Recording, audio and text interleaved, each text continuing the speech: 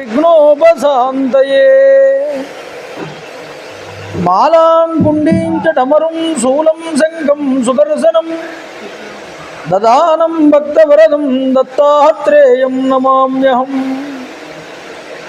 కాషాయ వస్త్రం గరదండధారిణం కమండులం పద్మకరేణ శంఖం చక్రం గదా భూషితభూషణాఢ్యం శ్రీపాదరాజం శరణం ప్రపద్యే అభ్రశ్యామ పింగజటాబద్ధకళాపప్రాంసుర్దండీ కృష్ణమృగత్వక్పరిదానః సర్వాన్ లోకాన్ భావయాన కవిముఖ్య పారాశర్యః పర్వసురూపం వివృణోతు ఛాయాయాం పారిజాతస్య హేమసింహాసనోపరి ఆసీనమంబుజశ్యామం ఆయతాక్షమలంకృతం చంద్రాననం చతుర్బాహుం శ్రీవత్సాంకితవక్షసం రుక్మిణీ సత్యభామాభ్యాం సహితం కృష్ణమాశ్రయే సదాశివసమారంభాం శంకరాచార్యమధ్యమాం అస్మదాచార్యపర్యంతాం వందే గురుపరంపరాం వైదేహీ సహితం సురద్రుమతలే హైమే మహామండపే మధ్యే పుష్పకమాసనే మణిమయే వీరాసనే సుస్థితం అగ్రే వాచయతి ప్రభంజనసుతే తత్వం మునిభ్యః పరం వ్యాఖ్యాంతం వరదాదిభిః పరివృతం రామం భజే శ్యామలం రామం రామానుజం సీతం భరతం భరతానుజం సుగ్రీవం వాయుసూనూం చ ప్రణమామి పునః పునః విమలపటి కమలకుటి పుస్తక రుద్రాక్షసస్తహస్తపుటి కామాక్షి పక్ష్మలాక్షి కలిత విపంచి విభాసి వైరించి మనోజవం మారుతతుల్యవేగం జితేంద్రియం బుద్ధిమతాం వరిష్టం వాతాత్మజం వానరయూధముఖ్యం శ్రీరామదూతం శిరసా నమామి. హరి ఓం. పరమేశ్వర స్వరూపమైన సభకు నమస్కారం. సభాయే నమః.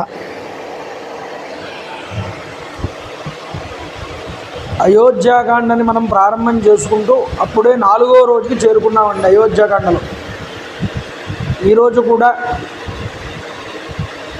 ధర్మరాజు గారి పేరు మీదుగా అతని కుమారుడు సత్యనారాయణమూర్తి గారు ఈ యొక్క కార్యక్రమాన్ని ఏర్పాటు చేయడం జరిగింది. కమిటీ సభ్యుల్ని వచ్చి ధర్మరాజు గారి యొక్క ఫోటోకి పుష్పాలంకృతం చేయవలసిందిగా కోరుతున్నాను.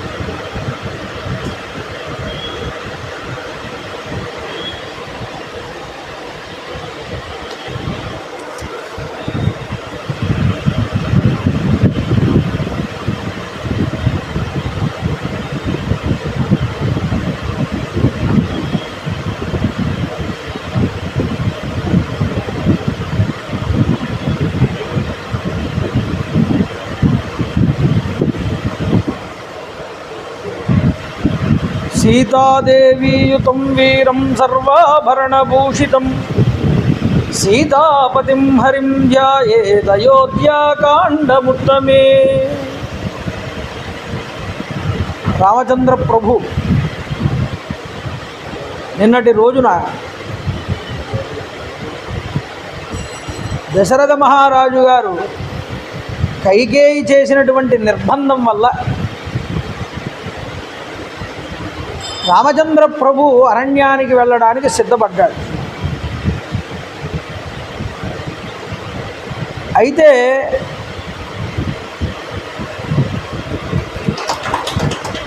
ఈ సిద్ధపడినటువంటి సందర్భంలో అమ్మా, మా అమ్మగారికి నా భార్య అయినటువంటి సీతమ్మ తల్లికి, వాళ్ళిద్దరికీ, సీతకి కౌసల్యకి ఇద్దరికీ కూడా చెప్పి నేను వస్తాను. ఆ తర్వాత అరణ్యానికి వెళ్తాను, ఈ మాత్రం గడువైనా నాకు ఇవ్వమ్మా అని అడిగాడు. అడిగి వేగంగా కౌసల్య దగ్గరికి వచ్చాడు.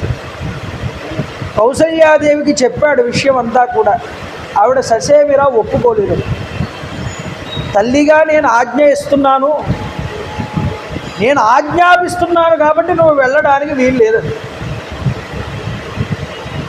రాముడు ఎంత గొప్ప ధర్మం చెప్పాడు అంటే, నిన్నైనా నన్నైనా శాసించేటటువంటి అధికారం తండ్రి గారిదమ్మా, కాబట్టి నువ్వు కూడా తండ్రి గారు చెప్పినట్టే చెయ్యాలి, కాబట్టి నీ మాట కన్నా ఇప్పుడు తండ్రి గారి మాటకే నేను పాటించడం ముఖ్యం అన్నాడు రామచంద్రుడు. అందువల్ల లక్ష్మణుడు యొక్క ఆవేశాన్ని ధర్మవచనాలతో తగ్గించి అమ్మకి డైరెక్ట్గా విషయం చెప్పకూడదని ధర్మం ఇండైరెక్ట్గా లక్ష్మణుడి ద్వారా చూపించి తనకి రాజ్యభోగాల మీద కాంక్ష లేదని నిరూపించాడు. రాముడికి కావాల్సింది ఏమిటయ్యా అంటే, రాముడికి కావాల్సింది ధర్మమే. అయితే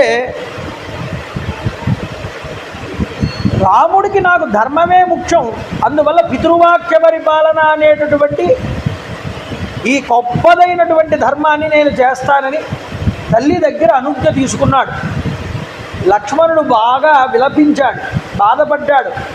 బాధపడుతూ ఉంటే, నాన్న ఇదంతా దైవమే కారణం రా నాయన, ఇందులో నీవు నేను నిమిత్త మాత్రులు. ఈ కాలానికి పెద్ద పెద్ద మహానుభావులు కూడా, ఋషులు కూడా ఈ కాలంలో లొంగిపోయారు. దైవానికి లొంగనివాడంటూ ఎవడో ఉండడురా.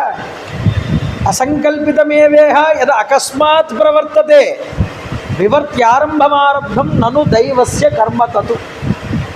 మనం అనుకున్న పని అలా జరగకుండా ఇంకోలా జరిగింది అంటే దాని వెనకాల ఉన్నది దైవము తప్ప మరొకటి కాదు అని తేల్చి చెప్పాడు. అన్నయ్య, నేను కావాలంటే ఎలాంటి దైవాన్నైనా నిలదీస్తాను, నా దగ్గర ధనస్సుంది, నా దగ్గర బాణములున్నాయి, నపుంసుకుడు చావలేనివాడు దైవం అనాలన్నయ్యా, నేను ఎలాంటి దైవాన్నైనా సరే నిలదీస్తానంటాడు. దైవం కనిపించదు, మనం చేసుకున్న పుణ్య ఫలితము, మనం చేసుకున్న పాప ఫలితం ఆ సమయానికి అనుభవించవలసి వచ్చినప్పుడు ఆ దైవం అనేటటువంటిది ఆ పనిని నిర్వర్తింపజేస్తుంది. ఇది రాముడు చెప్పాడు. అయితే తాను మానవుడిగా ఉన్నాడు కాబట్టి దైవం అనేటటువంటిది నేను చేసిన పుణ్యం మీద పాపం మీద ఆధారపడి ఉంటుందని చెప్పాడు. కానీ పరమాత్మ దృష్టిలో రామచంద్ర ప్రభువుని కనుక మనం చూస్తే దైవానికి కర్మ ఉండదు. దైవం భగవంతుడికి కర్మ ఏమిటండి? భగవంతుడికి కర్మే ఉండదు. ఆయన కర్మకి అతీతుడు, మాయకి అతీతుడు. మాయని తన యందు ఉంచుకున్నటువంటి వాడు, తన ఆధీనమునందు ఉంచుకున్నటువంటి వాడు. అటువంటి రాముడు పరమాత్మగా చూసినప్పుడు ఏమిటి అంటే, లోకాన్ని లీలగా మనుష్యుల యొక్క ప్రభావాన్ని చూపిస్తూ మానవ విధానాన్ని చూపించాడు.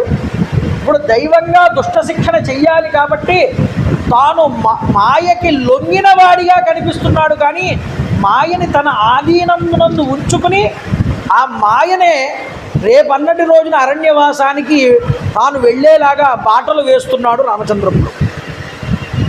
ఇది రావణ సంహారానికి తాను అరణ్యానికి వెళ్ళవలసినటువంటి పరిస్థితి తప్పనిసరి.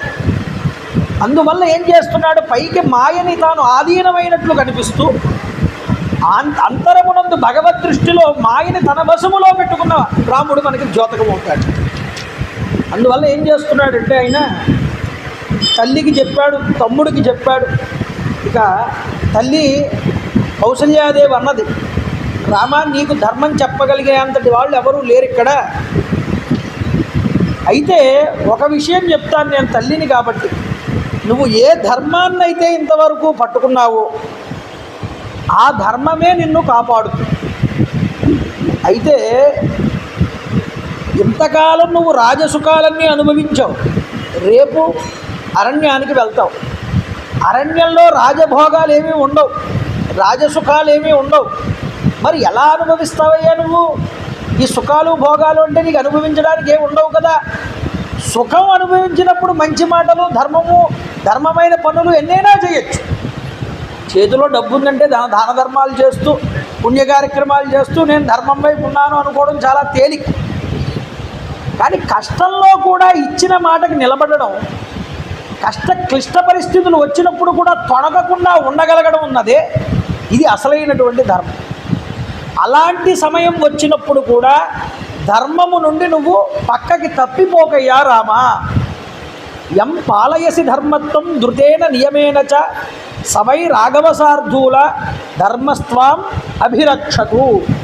ఒక తల్లి కొడుకుని పక్కన కూర్చోబెట్టుకుని, నాయనా మనం ఎప్పుడూ అబద్ధం ఆడకూడదు, ఒకవేళ అబద్ధం ఆడే అంతటి పరిస్థితే వస్తే దానికన్నా మరొక పాపము పని మరొకటి లేదు, కాబట్టి ఎప్పుడూ నువ్వు ధర్మం అబద్ధం ఆడకు అని చిన్నతనం నుండి పిల్లవాడికి తల్లి కూర్చోబెట్టి అలవాటు చేస్తే అటువంటి పిల్లవాడు తాను జీవితంలో ఎప్పుడూ కూడా అబద్ధం ఆడడానికి ఎప్పుడూ కూడా సాహసించడు. కావాలంటే మీరు తల్లిగా ఒక స్త్రీ తన కొడుకుని పెంచేటప్పుడు మొదటిలోనే ప్రారంభంలోనే ఈ శిక్షణని ఇవ్వాలి.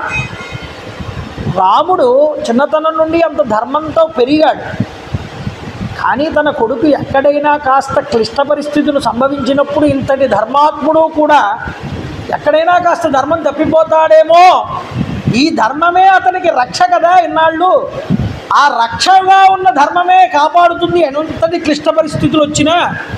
ఒకవేళ ఆ ధర్మం తప్పిపోతే తనని కాపాడేవాళ్ళు అలాంటి క్లిష్ట సమయంలో ఎవరు ఉండరు.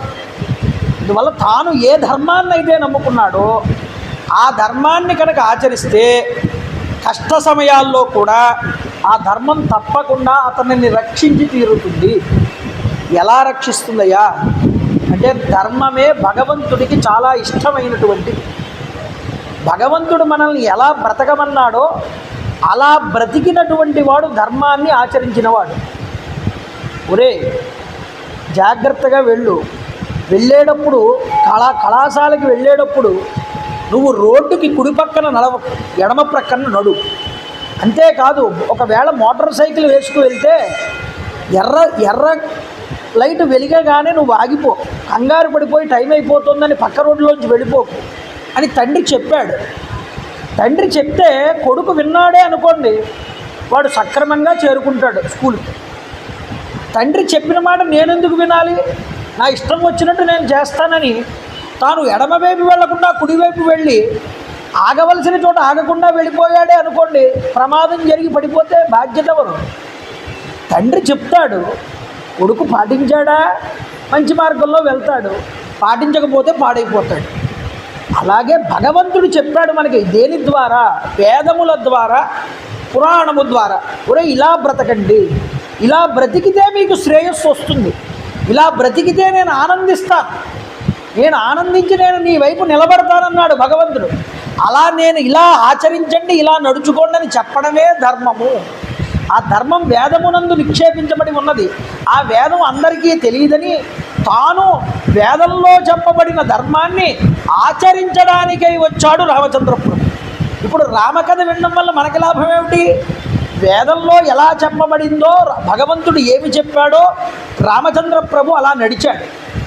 ఇప్పుడు రాముడు నడిచిన మార్గాన్ని కనుక మనం చూస్తే, మనం తెలుసుకుంటే, తన తల్లి కూడా అతన్ని ఎంత గొప్పగా తీర్చిదిద్దిందో మనకి తెలిస్తే, క్లిష్ట పరిస్థితుల్లో రాముడు ధర్మం వైపే ఎందుకు మొగ్గాడో మనకు అర్థమవుతుంది.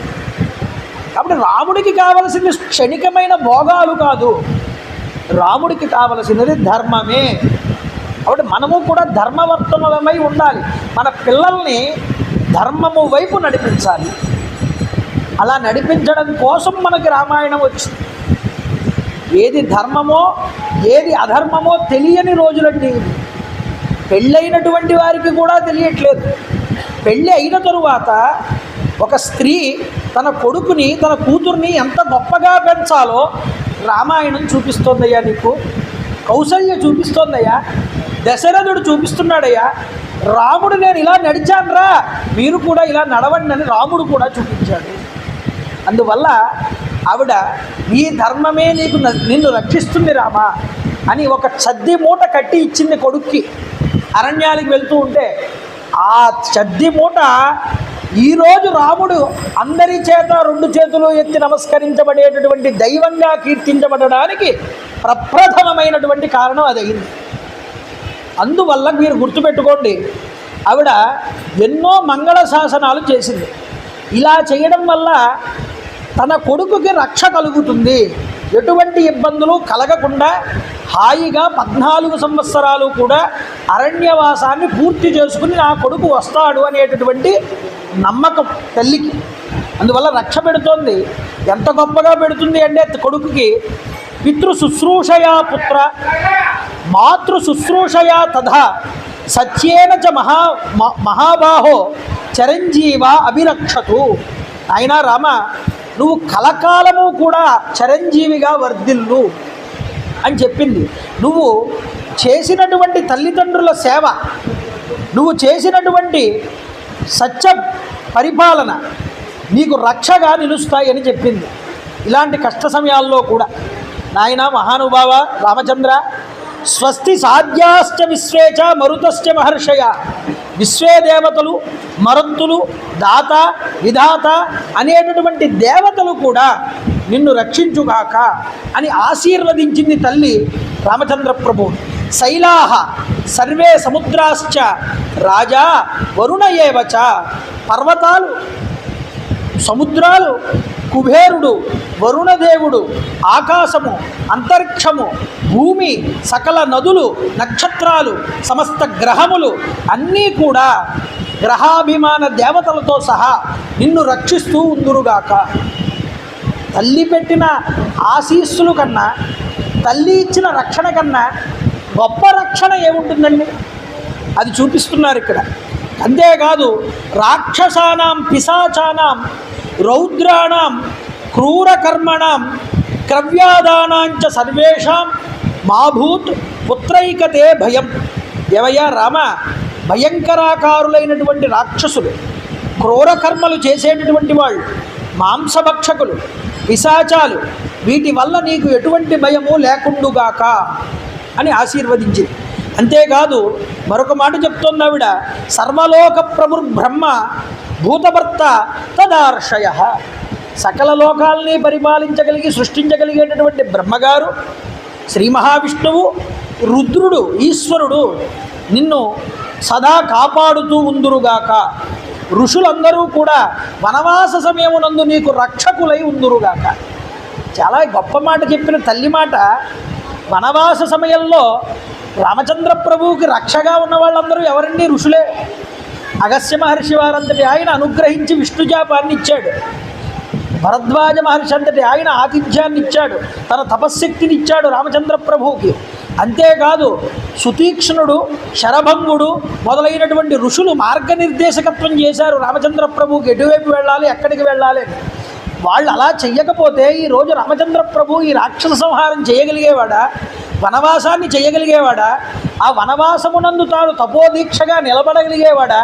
రావణాసురుని సంహారం చేయగలిగేవాడా? ఇవన్నీ చెయ్యగలిగాడు అంటే ఋషులు ఇచ్చినటువంటి అనుగ్రహం, తల్లి పెట్టినటువంటి ఆశీర్వచనం. ఇది గుర్తుపెట్టుకోవాలి. అందువల్ల పిల్లలకి ఇంటిలోంచి బయటకు వెళ్తున్నాడు అనుకోండి, చిన్న పనైనా పెద్ద పనైనా తల్లిదండ్రులు పెట్టేటటువంటి రక్ష చాలా అనుగ్రహాన్ని ఇస్తున్నాయి. వాడికి చాలా పెద్ద ప్రమాదం జరగాలి రోడ్డు మీదకి వెళ్తే, అంత పెద్ద ప్రమాదం కూడా తల్లి పెట్టినటువంటి అనుగ్రహం వల్ల, రక్ష వల్ల అది బయటపడతాడట కొడుకు. అందువల్ల మనం బయటికి వెళ్ళినప్పుడు ఎప్పుడైనా గుర్తుపెట్టుకోండి, తల్లిదండ్రుల ఆశీస్సులు తీసుకు వెళ్ళాలి. ఎక్కడికి వెళ్ళినా సరే వాళ్ళ అనుగ్రహం ఉందా, ఎంతటి కష్టం నుండైనా త్రుటిలో తప్పించుకోగలం. తల్లిదండ్రుల అనుగ్రహం లేకపోతే దైవం కూడా నిన్ను అనుగ్రహించలేదు. అదే చెప్తాడు రాముడు ఈరోజు. అందువల్ల తల్లి రాముడి యొక్క వనవాసానికి అంత గొప్పగా రక్ష పెట్టి జ్వలనం సముపాదాయ బ్రాహ్మణేన మహాత్మన హవయామాస విధిన రామమంగళ కారణాత్. రాముడికి మంచి జరగాలని బ్రాహ్మణోత్తములందరినీ కూడా పిలిచి ఆ బ్రాహ్మణోత్తముల ద్వారా హోమ కార్యక్రమాలన్నీ కూడా చేయించిందిట. హోమ కార్యక్రమాలు చేయించి దేవతలందరినీ తృప్తిపరిచి తన కొడుక్కి జయము కలుగుగాక, శ్రేయస్సు కలుగుగాక అని బ్రాహ్మణోత్తముల ద్వారా వేదమంత్రములతో ఆశీర్వచనం చేయించింది కౌసల్యాదేవి. కొడుకు ఆశీర్వచనాలు తీసుకున్నాడు బ్రాహ్మణోత్తముల దగ్గర. తల్లిగారు ఎంత గొప్ప వ్రత దీక్షా నియమాలతో ఉంటే తన కొడుక్కి ఎంత శ్రేయస్సు లభించిందండి. అందుకని మనం ఎవరిని ప్రార్థన చేయాలి? భగవంతుడిని ప్రార్థన చేయాలి.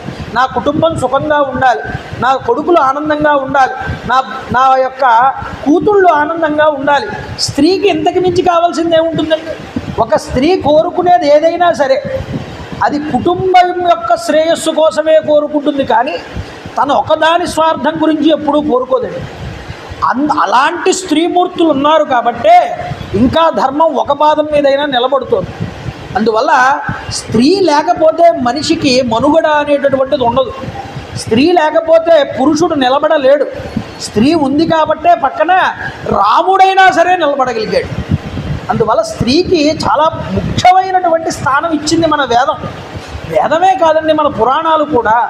స్త్రీని తక్కువ చేశారని అన్నం చూసారా, ఇది మధ్యలో కల్పించినటువంటి కల్పనలు తప్ప నిజానికి మన శాస్త్రం సనాతన ధర్మం ఇచ్చినటువంటి ప్రాముఖ్యత అంతా ఇంత కాదు స్త్రీ.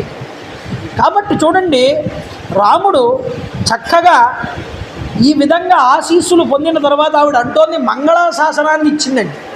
ఆశీస్సులు అయ్యే, నీకు మంగళములు కలుగుగాక రామా. యన్ మంగళం సహస్రాక్షే సర్వదేవ నమస్కృతే వృత్రనాశే సమాభవత్ తత్తే భవతు మంగళం. ఆ యొక్క దేవేంద్రుడు వృత్తాసురుని సంహారం చేసినప్పుడు ఆ యొక్క దేవేంద్రుడికి ఏ మంగళములైతే కలిగాయో ఆ మంగళములన్నీ నా కుమారుడికి కలుగుగాక. ఎం మంగళం సుపర్ణస్య వినత కల్పయత్పుర.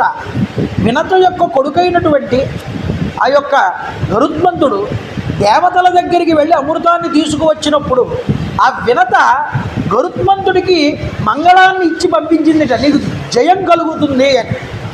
ఆ రోజు వినత తన కుమారుడు గరుత్మంతుడికి ఇచ్చిన మంగళం ఏదైతే ఉందో ఆ మంగళములన్నీ నీకు కలుగుగాక రామా అని ఇచ్చింది. అంతేకాదు, అమృతోత్పాదనే దైత్యాన్ ఘృతో వజ్రధరస్య యత్ అతిథిర్మంగళం ప్రాధాత్ తత్తే భవతు మంగళం. క్షీరసాగరాన్ని మదించినప్పుడు ఆ యొక్క అమృతం బయటికి వచ్చినప్పుడు దేవతలకి రాక్షసులకి యుద్ధం జరిగేటటువంటి సమయంలో దేవేంద్రుడికి మంగళాన్ని ఇచ్చిందిట అదితీదేవి. ఆ ఇచ్చినటువంటి మంగళం వల్ల దేవేంద్రుడు జయించాడు రాక్షసుల మీద. అటువంటి మంగళములన్నీ నీకు కలుగుగాక రామా. ఈ విధంగా రాముడికి ఎన్నో మంగళాలు పెడితే కళ్ళంపట నీళ్లు పెట్టుకుందిట కౌసల్యాదేవి. అంతకు మించి ఆవిడ ఇచ్చేయగలదు. కొడుక ధర్మాన్ని తప్పడు, తానా కొడుకుని విడిచిపెట్టి ఉండలేదు. తండ్రి గారి మాట నిలబెట్టడం కోసం, తండ్రిని ఒక ఉన్నతమైనటువంటి స్థానం వైపు నిలబెట్టడం కోసం, సత్యవాక్ పరిపాలన యందు తండ్రిని ఉంచడం కోసం నా కొడుకు ఈరోజు ఇంత త్యాగం చేస్తున్నాడు అని ఒక పక్క గర్వం, ఒక పక్క కొడుకుని విడిచిపెట్టుకోలేకపోతున్నాననే బాధ. ఆవిడ బాధ వర్ణనాతీతమండి. ఆవిడ పాపం కళ్ళంపట నీళ్లు పెట్టుకుని కొడుకుకి బాధపడితే అమ్మకి నమస్కారం చేసి ప్రదక్షిణ చేశాడు రామచంద్ర ప్రభు. ప్రదక్షిణ చేసి అక్కడ నుండి రాజవీధి గుండా నడుస్తూ సీత దగ్గరికి వెళ్ళాడు. రథాన్ని కూడా అధిరోహించలేదు. ఇంకా అధిరోహించకుండా తాను సీతమ్మ తల్లి దగ్గరికి వెళ్ళాడు. వెళుతూ ఉంటే రహదారి మీద ప్రజలందరూ కూడా దశరథుణ్ణి కైకేయిని తిట్టుకున్నారట. అయ్యయ్యో, రామచంద్ర ప్రభు నేల మీద నడుస్తూ వెళ్తున్నాడు ఈరోజు, ఎంతటి దారుణమైనటువంటి పరిస్థితి. పట్టాభిషేకానికై ఉపవాస దీక్షా నియమాలు పాటిస్తున్నటువంటి జానకీదేవికి ఈ విషయం ఇంకా తెలుసునో లేదో కదా. ఆవిడకి ఇంకా ఈ విషయం తెలీదు సీతమ్మ తల్లి. అయితే ఈ విషయం సీతతో ఎలా చెప్పాలో పాపం ఆలోచిస్తున్నాడు రామచంద్ర ప్రభు. వెళ్ళాడండి. వెళ్ళి ముఖం చాలా దీనంగా ఉంది రామచంద్ర ప్రభు. వాల్మీకి రచనా వైచిత్రి ఎంత గొప్పగా ఉంటుందో చూడండి. తండ్రి గారు అరణ్యాలకి వెళ్ళమన్నప్పుడు, తల్లి కైకేయి అరణ్యాలకి వెళ్ళమన్నప్పుడు, కౌసల్య దగ్గరికి వచ్చమ్మా నేను అరణ్యాలకి వెళ్తున్నానని చెప్తున్నప్పుడు రాముడి ముఖంలో ఎటువంటి మార్పు లేదన్నాడు వాల్మీకి. కానీ ఈ విషయాన్ని స్త్రీ భార్య అబల సీతమ్మ తన యొక్క పట్టమహిషి ఆ సీతమ్మకి చెప్పడానికి జంకాట రామచంద్రప్రభు. జంకడం అంటే ఇది తన బాధని సీతతో చెప్పేటప్పుడు ఆపుకోలేకపోయాడు. ఏమిటి ఆపుకోలేకపోవడం? స్త్రీ పురుషుడికి ఎప్పుడూ కూడా శాంతి స్థానం. తనకి ఏదైనా ఒక బాధ కలిగినా ఆ బాధని అందరి ముందు పురుషుడు ఎప్పుడూ కూడా వ్యక్తపరచడు. మరి ఎక్కడ వ్యక్తపరుస్తాడు పురుషుడు అంటే తన భార్య దగ్గర మాత్రమే, ఏకాంతమునందు మాత్రమే వ్యక్తపరుస్తాడు పురుషుడు. అందువల్ల భార్య ఎప్పుడూ పురుషుడికి శాంతిస్తాను. అందువల్ల ధర్మం కూడా ఎలా మాట్లాడతాడో, ధర్మం ఎలా ఆచరిస్తాడో రాముడిని చూడాలి మనం. భార్య దగ్గరికి వచ్చేటప్పటికి వణికిపోతున్నటువంటి సీతాదేవి ఎప్పుడూ రామచంద్ర ప్రభువుని ఇలా చూడలేదు. కంగారు వచ్చింది సీతమ్మ తల్లి. వెంటనే శోకాన్ని, బాధని ఆపుకోలేక రామచంద్ర ప్రభు దగ్గరికి వచ్చి అడుగుతోంది. ఏమిటి అంటే, అయ్యా మహానుభావ, ఇంత ఆలస్యం అయ్యింది ఏమిటి మీరు రావడానికి? ఈ శరీరం అంతా ఈ చెమటలు పట్టి ఉన్నాయి ఏమిటి? మీకు ఈరోజు దశరథ మహారాజు గారు, నా యొక్క మామగారు, మీకు పట్టాభిషేకం చేస్తానన్నారు కదా, ఇంతటి శుభ సమయంలో ఇంతటి విచారం నీకు ఎలా వచ్చింది రామ? ఎందుకు వివరణంతో ఉంది నీ ముఖం? ఎందుకు బాధపడుతున్నారు మీరు? చెప్పండి.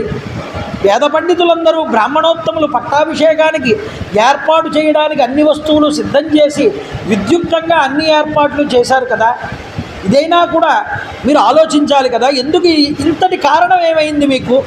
పట్టాభిషేకో యదా సజ్జ కిమిధానీమిదం తవ అపూర్ణో ముఖవర్ణశ్చ న ప్రహర్షశ్చ లక్ష్యతే. పట్టాభిషేకానికి ఆసన్నమై పూర్తి సన్నాహాలన్నీ కూడా పూర్తయ్యాయి కదా, ఇలాంటి సమయంలో మీరు ఈ బాధకి లోనవడానికి గల కారణం ఏమిటని అడిగింది. అప్పుడు రామచంద్ర ప్రభు ఏం చెప్పాలి సీతకి? సీతే తత్ర భ్రవాం స్థాత ప్రవ్రాజమతి మాం వనం. హరితాపవచనాలు పలుకుతున్నటువంటి సీతాదేవితో రామచంద్ర ప్రభు ఏం చెప్పాలో తెలియక మాట్లాడుతున్నాడు. నా తండ్రి అయినటువంటి దశరథ మహారాజు గారు సీత నన్ను వనాలకి పంపబోతున్నాడు, అరణ్యాలకి. ఎందుకో తెలుసా అంటే, ఈ విషయాన్నంతటినీ నీకు చెప్తున్నాను విను. రాజ్ఞ సత్యప్రతిజ్ఞేన పిత్ర దశరథేన చ కైకేయ మమ మాత్రేతు పురా దత్తౌ మహావరౌ. నా తండ్రి అయినటువంటి దశరథ మహారాజు నా తల్లి అయినటువంటి కైకేయికి 2 వరాలు ఇచ్చాడు. ఆ 2 వరాలని కూడా నా తండ్రి 2 వరాలు ఎప్పుడో ఇచ్చాడు, ఇప్పుడు అడిగింది నా తల్లి. కాబట్టి ఏమిటి అంటే, ఆ 2 వరాలు కూడా ఏమిటో చెప్తున్నాను వినమన్నాడు. ఏమిటా వరాలు అంటే, రాజ్ఞా సత్యప్రతిజ్ఞేన పిత్ర దశరథేన చ తయ్యాద్య మమ సజ్ఞే అస్మిన్ అభిషేకే నృపోధ్యత. దశరథుడు భరతుడికి పట్టాభిషేకం చెయ్యమని దశరథుడితో చెప్పింది. 2వ వరం నన్ను అరణ్యాలకు వెళ్ళమన్నది. కాబట్టి 14 సంవత్సరాలు నేను అరణ్యవాసం చెయ్యాలి. అందుకోసం తల్లికి ఇచ్చిన మాట కోసం, నాన్నగారి మాట నిలబెట్టడం కోసం నేను అరణ్యానికి వెళ్ళిపోతున్నాను సీత. కాబట్టి ఈ విషయాన్ని గుర్తుపెట్టుకో. నువ్వు ఎప్పుడూ కూడా భరతుడు పట్టాభిషిక్తుడు అయిన తరువాత నా గురించి పొగడడం కానీ, ఆయన ముందు నన్ను కీర్తించడం కానీ, నా గురించి ప్రస్తావించడం కానీ నువ్వు చేయకూడదు. జాగ్రత్తలు చెప్తున్నాడండి రాముడు. అంతేకాదు, ఊర్మిళ శృతకీర్తి వీళ్ళకంటే ఎక్కువ మర్యాదలు నువ్వు కోరుకోకూడదు. వాళ్ళకన్నా ఒక మెట్టు తక్కువగాను ఉండాలి. ఎందుకంటే యువరాజు భరతుడు కాబట్టి. అంతేకాదు, నేను మునులతో విలసిల్లేటటువంటి వనాలకి నేను వెళ్ళిపోతున్నాను. నువ్వు ఇక్కడ ఉంటూ వ్రత నియమాలన్నీ కూడా పాటిస్తూ ఉండు సీత. నేను వెళ్తున్నాను. మా తండ్రి అయిన దశరథ మహారాజు వినమ్రతతో ఆదరపూర్వకంగా నా తండ్రి అయినటువంటి దశరథుడిని నువ్వు సేవిస్తూ ఉండు ఇక్కడ అని చెప్పాడు. అంతేకాదు, మా తల్లిగారు ఉన్నారే కౌసల్యాదేవి, కడు వృద్ధురాలు ఆవిడ నేను అరణ్యానికి వెళ్ళిపోతున్నానని చాలా బాధపడుతూ ఉన్నది. ఆవిడ వణికిపోతోంది. ఆవిడ్ని నువ్వు దగ్గరుండి సేవించు అని చెప్పాడు. ధర్మజ్ఞురాలు అయినటువంటి నీవు ఆవిడ్ని ఓదారుస్తూ ఉండమని చెప్పాడు. మిగతా తల్లులందరూ కూడా నా మీద కౌసల్యాదేవి ఎంత ప్రేమ చూపిస్తుందో అంత ప్రేమనే చూపించారు నాకు ఎప్పుడూ కూడా. కాబట్టి కౌసల్యని నువ్వు ఎంత గొప్పగా ఆదరిస్తావో మిగతా తల్లుల్ని కూడా నువ్వు అలా ఆదరిస్తూ ఉండమన్నాడు. అంతేకాదు సీత రాజుల మనోభావాలు గుర్తించి వారికి అనుకూలంగా ప్రవర్తిస్తూ అలసట అనేటటువంటిది ఎరుగకుండా గౌరవంతో వారిని సేవిస్తూ ఉండు, అప్పుడు వాళ్ళు నీ యందు ప్రసన్నులవుతారు అని యువరాజు అయినటువంటి భరతుడికి అనుకూలంగా ప్రవర్తించమని నువ్వు ఇక్కడే ఉండమని చెప్పాడు. దండకారణ్యానికి నేను వెళ్తానన్నాడు. ఈ మాటలన్నీ రాముడంటే ఏవముక్త్వాతు వైదేహి ప్రియార్హ ప్రియవాదిని ప్రణయాదేవ సంక్రుద్ధ భర్తారమిదమబ్రవీత్. ఎప్పుడూ తాను కోపాన్ని తెలియనటువంటి స్త్రీ ఆవిడ సీతాదేవి. అంతేకాదు భర్త మాటలను ఎప్పుడూ కూడా తలదాల్చేటటువంటి స్త్రీ. అలాంటి సౌకుమార్యమైనటువంటి సుకుమారమైనటువంటి మెత్తనైనటువంటి సీతాదేవి కూడా రాముడు ఈ మాటలు మాట్లాడితే కోపాన్ని పొందింది. కోపాన్ని పొంది అంటోంది, కిమిదం భాషసే రామ, ఏం మాట్లాడుతున్నావు రామ, నువ్వు మాట్లాడే మాటలేనా ఇవన్నీ? కిమిదం భాషసే రామ వాక్యం లఘుతయా ధ్రువం త్వయా యద అపాస్యం మే శ్రుత్వా నరవరాత్మజ. నువ్వు నిజంగా ఇంత పేలవంగా మాట్లాడతావని నేను అనుకోలేదు రామ. నీ మాటలు చాలా అర్థరహితంగా ఉన్నాయ్యా. ఒక భర్త భార్యతో మాట్లాడవలసిన మాటలేనా ఇవి? ఏమిటిది? మునుపెన్నడూ కూడా నీ నోటి నుంచి ఇలాంటి మాటలు నేను వినలేదు. ఒక స్త్రీనైనటువంటి నాకు కూడా నీ యొక్క మాటలు నవ్వు పుట్టిస్తున్నాయి రామ. అంతేకాదు వీరులైనటువంటి వారు, రాజకుమారులైనటువంటి వారు పలకదగినటువంటి మాటలేనా ఇవి? ఒక సాధారణమైనటువంటి పురుషుడు మాట్లాడాడు అంటే దానికి ఒక అర్థం ఉంది. కానీ ఒక క్షత్రియ పురుషుడిగా పుట్టినటువంటి నువ్వు ఇలా మాట్లాడడం చాలా హాస్యాస్పదంగా ఉన్నది. ఆర్యపుత్ర పిత మాత భ్రాత పుత్ర స్థధైష్ణుష స్వాని పుణ్యాని భుంజాన స్వం స్వం భాగ్యముపాసతే. మనకి ఒక కుటుంబం ఉంది అంటే కుటుంబంలో తల్లి తండ్రి కుమారుడు తమ్ముడు అన్నగారు అక్కగారు అందరూ ఉంటారు. ఎవరు ఉన్నా సరే వాళ్ళ పుణ్యాలని వాళ్ళ పాపాలని వాళ్ళు సముపార్జించుకుంటారు. కానీ భర్తృర్భాగ్యంతో భార్యైక ప్రాప్నోతి పురుషర్షభ అతస్తైవాహమాదిష్ట వనే వస్తవ్యమీత్యతి. భార్య అనేటటువంటిది ఉన్నదే కుటుంబంలో, ఆ భార్య మాత్రం భర్తకి అర్ధాంగి. అర్ధాంగి అంటే భర్త చేసేటటువంటి ఏ పనిలోనైనా భార్యకి సగభాగం ఉంటుంది, అందువల్ల అర్ధాంగన్న. అంతేకాదు ఆవిడ భర్త ఏది పొందినా అందులో సగం పొందడానికి అర్హురాలండి. కాబట్టి వనాల్లో నివసించేటటువంటి ఆదేశం దశరథ మహారాజు గారు నీకు ఇచ్చారు అంటే రామ, అందులో నన్ను కూడా భాగస్వామ్యం కమ్మని చెప్పి అర్థం. అందులో నువ్వు ఒక్కడవే వెళ్ళమని కాదు. కాబట్టి రామ గుర్తుపెట్టుకో, నేను కూడా వనవాసం చేస్తాను నీతో వచ్చి. ఇహలోకమునందు పరలోకమునందు భార్యకి ఎప్పుడూ కూడా పతియే ఆధారము అని చెప్పి. అంటే ఏమిటి? ఒక భార్య భర్త పక్కన కూర్చుని భర్త చేసేటటువంటి ప్రతి పుణ్య కార్యక్రమంలో పాల్గొన్నప్పుడు ఆవిడ భూలోకంలోనూ ఉద్ధరించబడుతుంది. శరీరాన్ని విడిచిపెట్టేసిన తర్వాత ఊర్ధ్వలోకంలో కూడా భర్తతో తాను కలిసి అక్కడ స్వర్గ సుఖాలను అనుభవిస్తుంది. ఒక్క దాంపత్యానికి మాత్రమే ఈ శక్తి ఉన్నది. కాబట్టి తండ్రి కానీ తల్లి కానీ తనయులు కానీ సకులు కానీ ఆఖరికి తన శరీరం కానీ తోడుగా రావు స్త్రీకి. ఎవరు తోడుగా వస్తారు స్త్రీ కంటే? చిట్ట చివర తన భర్త మాత్రమే తోడుగా వస్తాడు. అందులో భర్త ముందు వెళ్ళిపోయినా భార్య ముందు వెళ్ళిపోయినా ఆఖరికి వాళ్ళిద్దరూ కలుసుకునేది మాత్రం ఊర్ధ్వలోకంలో మళ్ళీ కలుస్తారు. ఇక్కడ ఎవరైతే భార్యాభర్తలుగా ఉన్నారో వాళ్ళకి ఒకరికొకరు ఆధారం మళ్ళీ ఊర్ధ్వలోకంలో వాళ్ళే. కాబట్టి ఈ అరణ్యంలో నేను నీకు ముందుగా నడుస్తాను రామ. నడిచి ఏం చేస్తానో తెలుసా? అరణ్యంలో నడిచేటప్పుడు రోడ్లు ఏమి ఉండవు. రోడ్లు రహదారులు లేకపోతే ఏముంటాయి? రాళ్ళు రప్పలు ముళ్ళు ఉంటాయి. ఈ రాళ్ళు రప్పలు ముళ్ళు ఉన్నప్పుడు ఏం చేస్తానో తెలుసా? నేను ఆ రాళ్ళని ఆ ముళ్ళని వీటన్నింటినీ నీకు గుచ్చుకోకుండా, నీకు ఇబ్బంది కలగకుండా నేను ఏరేస్తాను అని చెప్తోంది. అంటే అర్థం ఏమిటి? పైకేమో సీతమ్మ తల్లి రాముడికి తోడుగా ఉండి ఆయనకి కష్టాలు నేను కలిగించకుండా రహదారి యందు మార్గంలో వచ్చే రాళ్ళని, రప్పలని, ముళ్ళని ఏరుతానని పైకి అర్థం. కానీ ఇది కావ్యం కదండి. అందులో అంతరంగా శబ్దం ఏది ధ్వనిస్తోంది అంటే, రామ నీకన్నా ముందు నేను నడుస్తాను అంటే నీకన్నా ముందుగా నేను లంకకి చేరుకుంటాను. నీకన్నా ముందు లంకకి వెళ్ళేది నేను, నువ్వు కాదు. నీకు అడ్డంగా ఉన్నటువంటి, ప్రజలకు అడ్డంగా ఉన్నటువంటి, లోక కంటకులైనటువంటి రావణాది, కుంభకర్ణాది, ఇంద్రజిత్ లాంటి రాక్షసులు, అంతేకాకుండా గొప్ప గొప్ప దండకారణ్యంలో ఉన్నటువంటి రాక్షసులు నీకు అడ్డు లేకుండా చేస్తాను నేను. ఇంత అర్థం ధ్వనించిందండి అమ్మవారు మాట్లాడిన మాటలు. కాబట్టి నీకన్నా ముందు నేను వెళ్తానంటే లంకకి నేను వెళ్తానని అర్థం.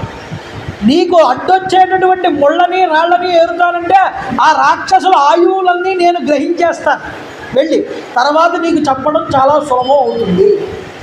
ఇది చెప్పడం అండి. కాబట్టి రామ, సమస్త సుఖాలకి నిలయమైనటువంటి రాజభవనాల్లో నేను నివసించడం కన్నా నీతో నాకు ప్రయాణమే నాకు చాలా ఇష్టం.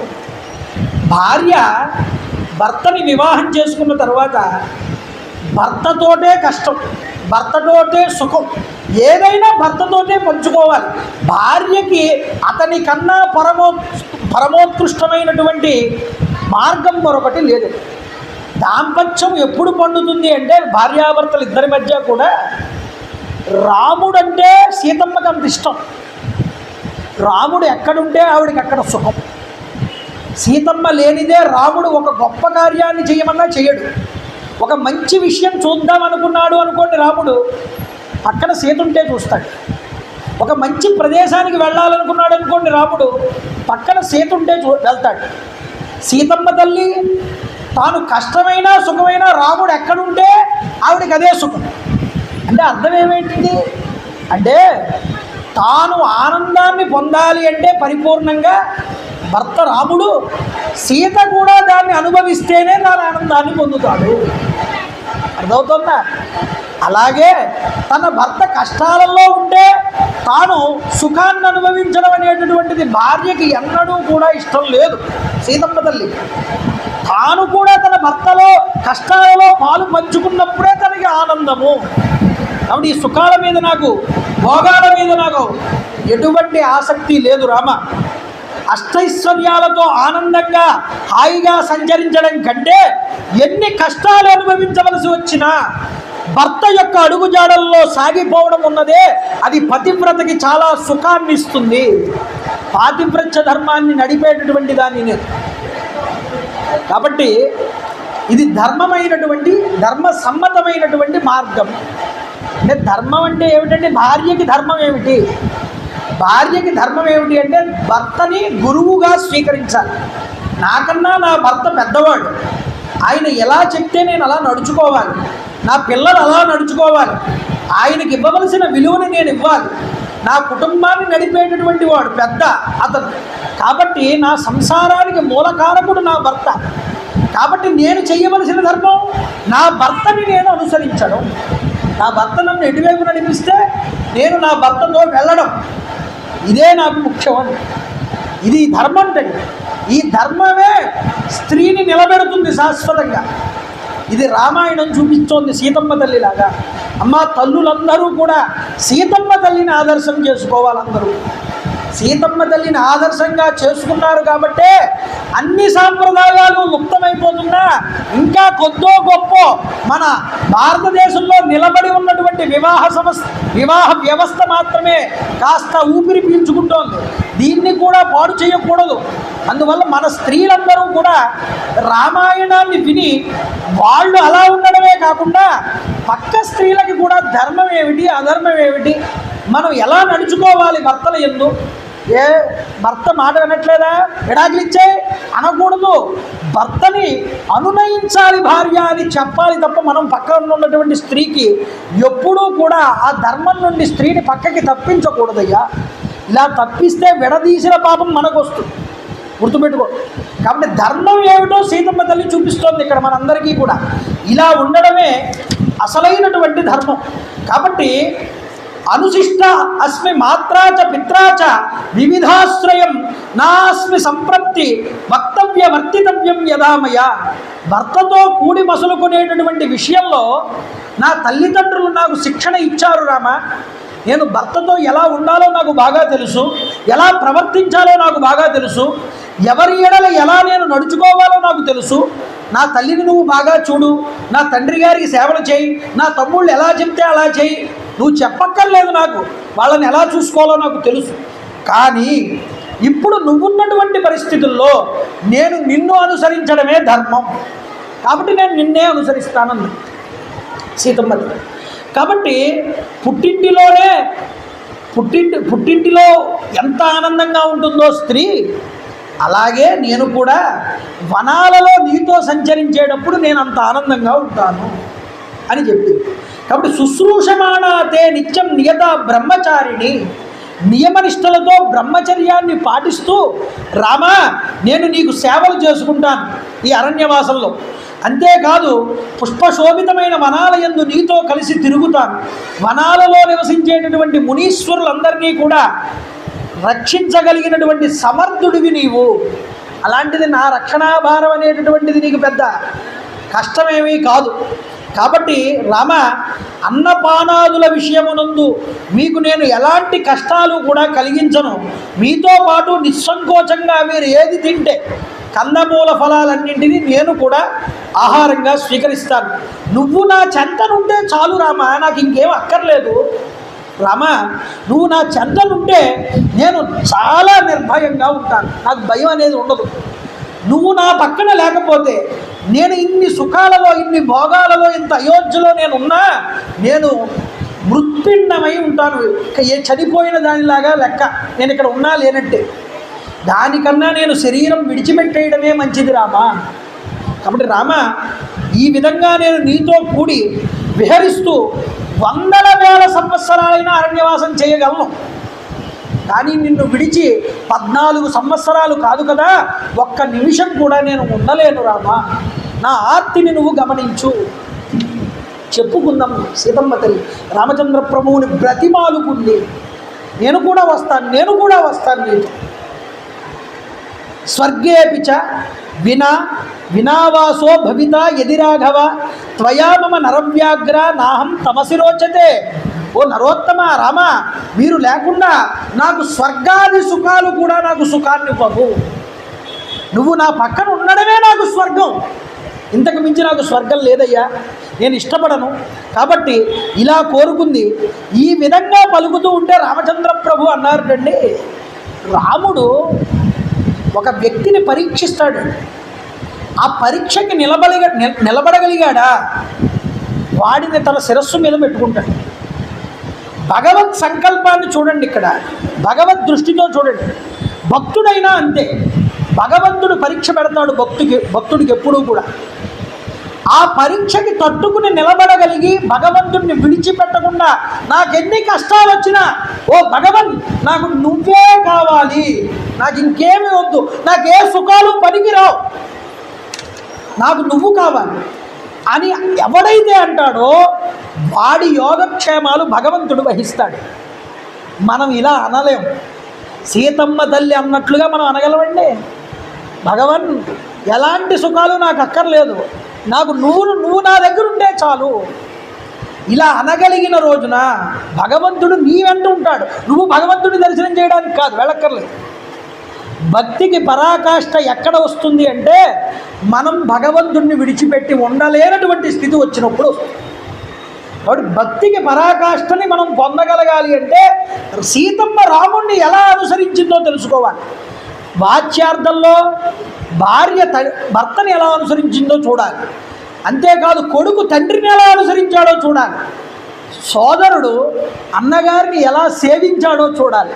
ఇది రామాయణం మనకి చెప్తుందయ్యా. అప్పుడు గుర్తుపెట్టుకోండి. కాబట్టి ఇలా అంటూ ఉంటే రాముడు అన్నట్ట సీతమ్మ తల్లితో, సీతే యథాత్వం వక్ష్యామి తథా కార్యం త్వయా భలే. ఓ అబల, ఓ భయస్వభావురాల, అంటే ఏమిటి, నువ్వు చాలా సుకుమారం కలిగినటువంటి దాన్ని, అబలవి అంటే నువ్వంటూ నిన్ను నువ్వు రక్షించుకోలేనటువంటి స్థితిలో ఉన్నటువంటి దానికి. ఎప్పుడూ స్త్రీ అబలేనండి. ఆవిడికి ఎంత శక్తి ఉన్నా పక్కన పురుషుడు కనుక లేకపోతే ఆవిడ అబల కిందే లెక్క. అబల అంటే అర్థం ఏమిటి అంటే స్త్రీకి ఎంత శక్తి అయినా ఉండవచ్చు కాక, కానీ పక్కన పురుషుడు రక్షణగా తానికి ఉండాలి ఎప్పుడు కూడా. అలా లేనప్పుడు తాను అబల అవుతుంది. కానీ ఒక పురుషుడు పక్కన ఉంటే తాను బల అవుతుంది, అంటే ఆవిడ బలవంతురాలు అవుతుంది. ఆవిడ అబల. నేను చెప్తున్నటువంటి మాటలు నువ్వు విను. ఏమిటి అంటే వనవాసం చాలా తేలికను అని అనుకుంటున్నావేమో, నాతో కలిసి హాయిగా విహరించవచ్చు అనుకుంటున్నావు, కానీ వనవాసం వల్ల వచ్చేటటువంటి కష్టాలు ఏమిటో నీకు తెలియవు. ఎలా ఉంటాయో నేను చెప్తాను, జాగ్రత్తగా వినమన్నాడు రామచంద్ర ప్రభు. అంటూ అరణ్యాలలో మత్తిల్లినటువంటి సింహాలు, పెద్ద పులులు, క్రూర మృగాలు అన్నీ కూడా దాడి చేస్తాయి మనుషుల మీద. కాబట్టి అవి చాలా దుఃఖభూయిష్టములు. అరణ్యాలలో నదులన్నీ కూడా బురదగా మొసళ్లతో నిండి ఉంటాయి. అంతేకాదు రాటు తేలిపోయి ఉంటాయి, గుచ్చుకుంటాయి కాళ్ళకి. మదపుటేనుగులు స్వేచ్ఛగా అరణ్యాలలో తిరుగుతూ ఉంటాయి. దారులకు అడ్డంగా తీగలు అల్లుకుని ఉంటాయి. త్రోవలలో ఉండేటటువంటి ముళ్ళు కాళ్ళకి గుచ్చుకుంటూ ఉంటాయి. అడవి కోళ్ళు భయంకరంగా అరుస్తాయి. దాహబాధ తీర్చుకుందాము అంటే ఒక్కొక్క చోట నీరు కూడా లభించదు సీత. అంతటి కష్టంగా ఉంటుంది అరణ్యవాసం. అంటే ఏదో మనకి ఇలా చిటిక వేయగానే వచ్చి కూర్చుని మనకి అన్నాలు పానీయాలు తీసుకొచ్చి ఎవరు ఇవ్వరు. పట్టుపాన్పులు ఉండవు. నేల మీద శయనించాలి, కటిక నేల మీద. చలికి తట్టుకోవాలి, ఎండకి తట్టుకోవాలి, వానకి తట్టుకోవాలి. ఎలా ఉంటావు సీత? షడ్రసోపేతమైన భోజన పదార్థాలు అక్కడ ఉండవు కదా.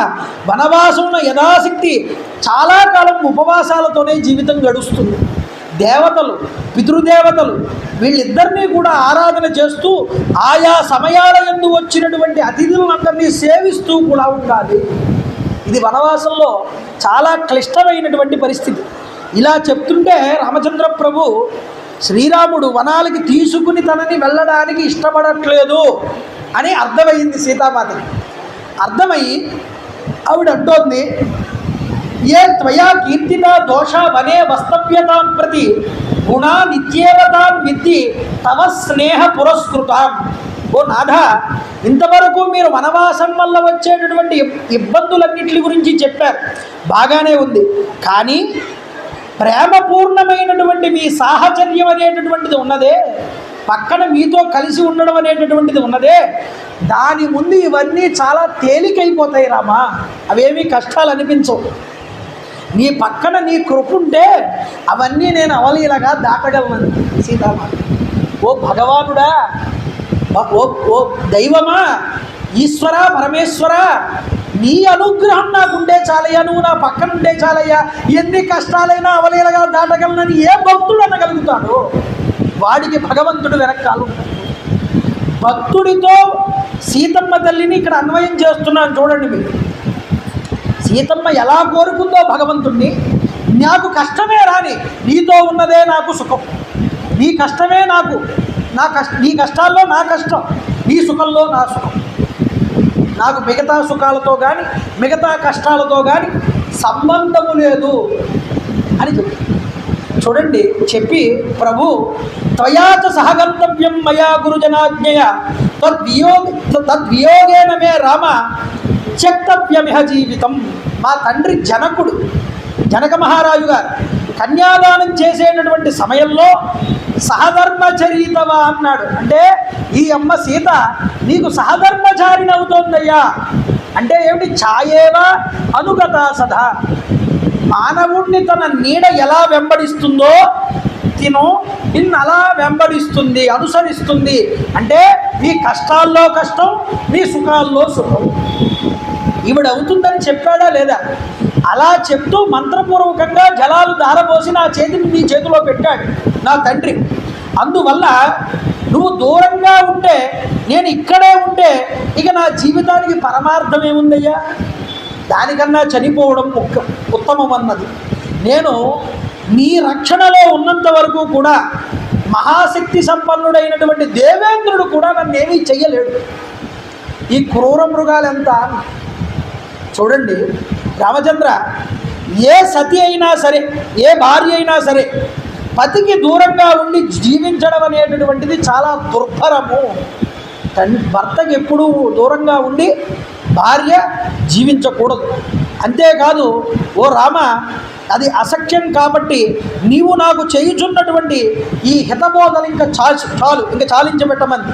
అయితే మరొక విషయాన్ని నీకు చెప్తాను రామా అన్నది. ఏమిటిట అంటే, అదచాపి మహప్రాజ్ఞ బ్రాహ్మణానాం మయా శృతం పురా పితృగృహే సత్యం నస్తవ్యం కిలమే వనే. రామ, పూర్వం నేను మా తండ్రి గారింటిలో నివసిస్తూ ఉన్న సమయంలో అక్కడికి కొంతమంది బ్రాహ్మణులు వచ్చారు. ఆ బ్రాహ్మణులు నా చెయ్యి చూసి, నా జాతకం చూసి, ఈ అమ్మాయికి అరణ్యవాసం చేసేటటువంటి విధానం కనిపిస్తోంది జాతకంలో అని చెప్పారు వాళ్ళు. కాబట్టి దాన్ని బట్టి కూడా నాకు అరణ్యవాసం ఉన్నది జీవితంలో.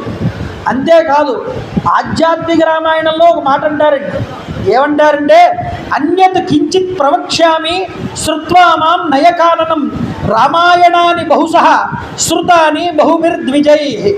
రామ, నేను మా తండ్రి గారింటిలో ఉన్నప్పుడు చాలామంది బ్రాహ్మణుల ద్వారా ఎన్నో రామాయణాలు విన్నాను.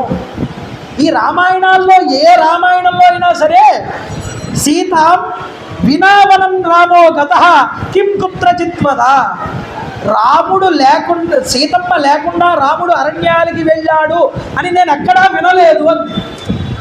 అంటే ఏమిటి? ఆధ్యాత్మిక రామాయణంలో ఈ విషయాన్ని వర్ణించారు. సీతమ్మ తల్లి ఎన్నో రామాయణాలు జరిగాయని, అందులో నేను ఎప్పుడూ సీత అరణ్యాలకి వెళ్లకుండా లేదు అని ఖరాఖండిగా చెప్పింది. అందుకనే ప్రతికల్పం భవేద్రామ రావణస్య తదైవచ. అంటే ప్రతి కల్పంలోనూ రామావతారం ఉన్నది. మనుషులకి ఎలా బ్రతకాలో చెప్పడం కోసం ఈ రామాయణం వచ్చింది, రామావతారం వచ్చింది. కాబట్టి ఆవిడ అలా అడిగింది. అంతేకాదు, ఒక సోది చెప్పే ఆవిడ ఇంటికి వచ్చింది ఒకసారి. మా ఇంట్లో, మా జనక మహారాజు గారి ఇంట్లో ఉండగా ఆవిడ వచ్చి నా తల్లితో మాట్లాడుతున్నప్పుడు నేను విన్నాను. ఏమని?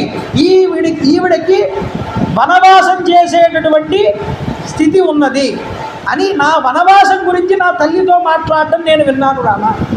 అవన్నీ పక్కన పెట్టే, ఒకానొక సమయంలో నేను నిన్ను కోరుకున్నాను రామ, గంగా నదీ తీరం వెంబడే ఉన్నటువంటి ఋష్యాశ్రమాలన్నింటినీ కూడా నీతో కలిసి నాకు దర్శించాలని ఉన్నది.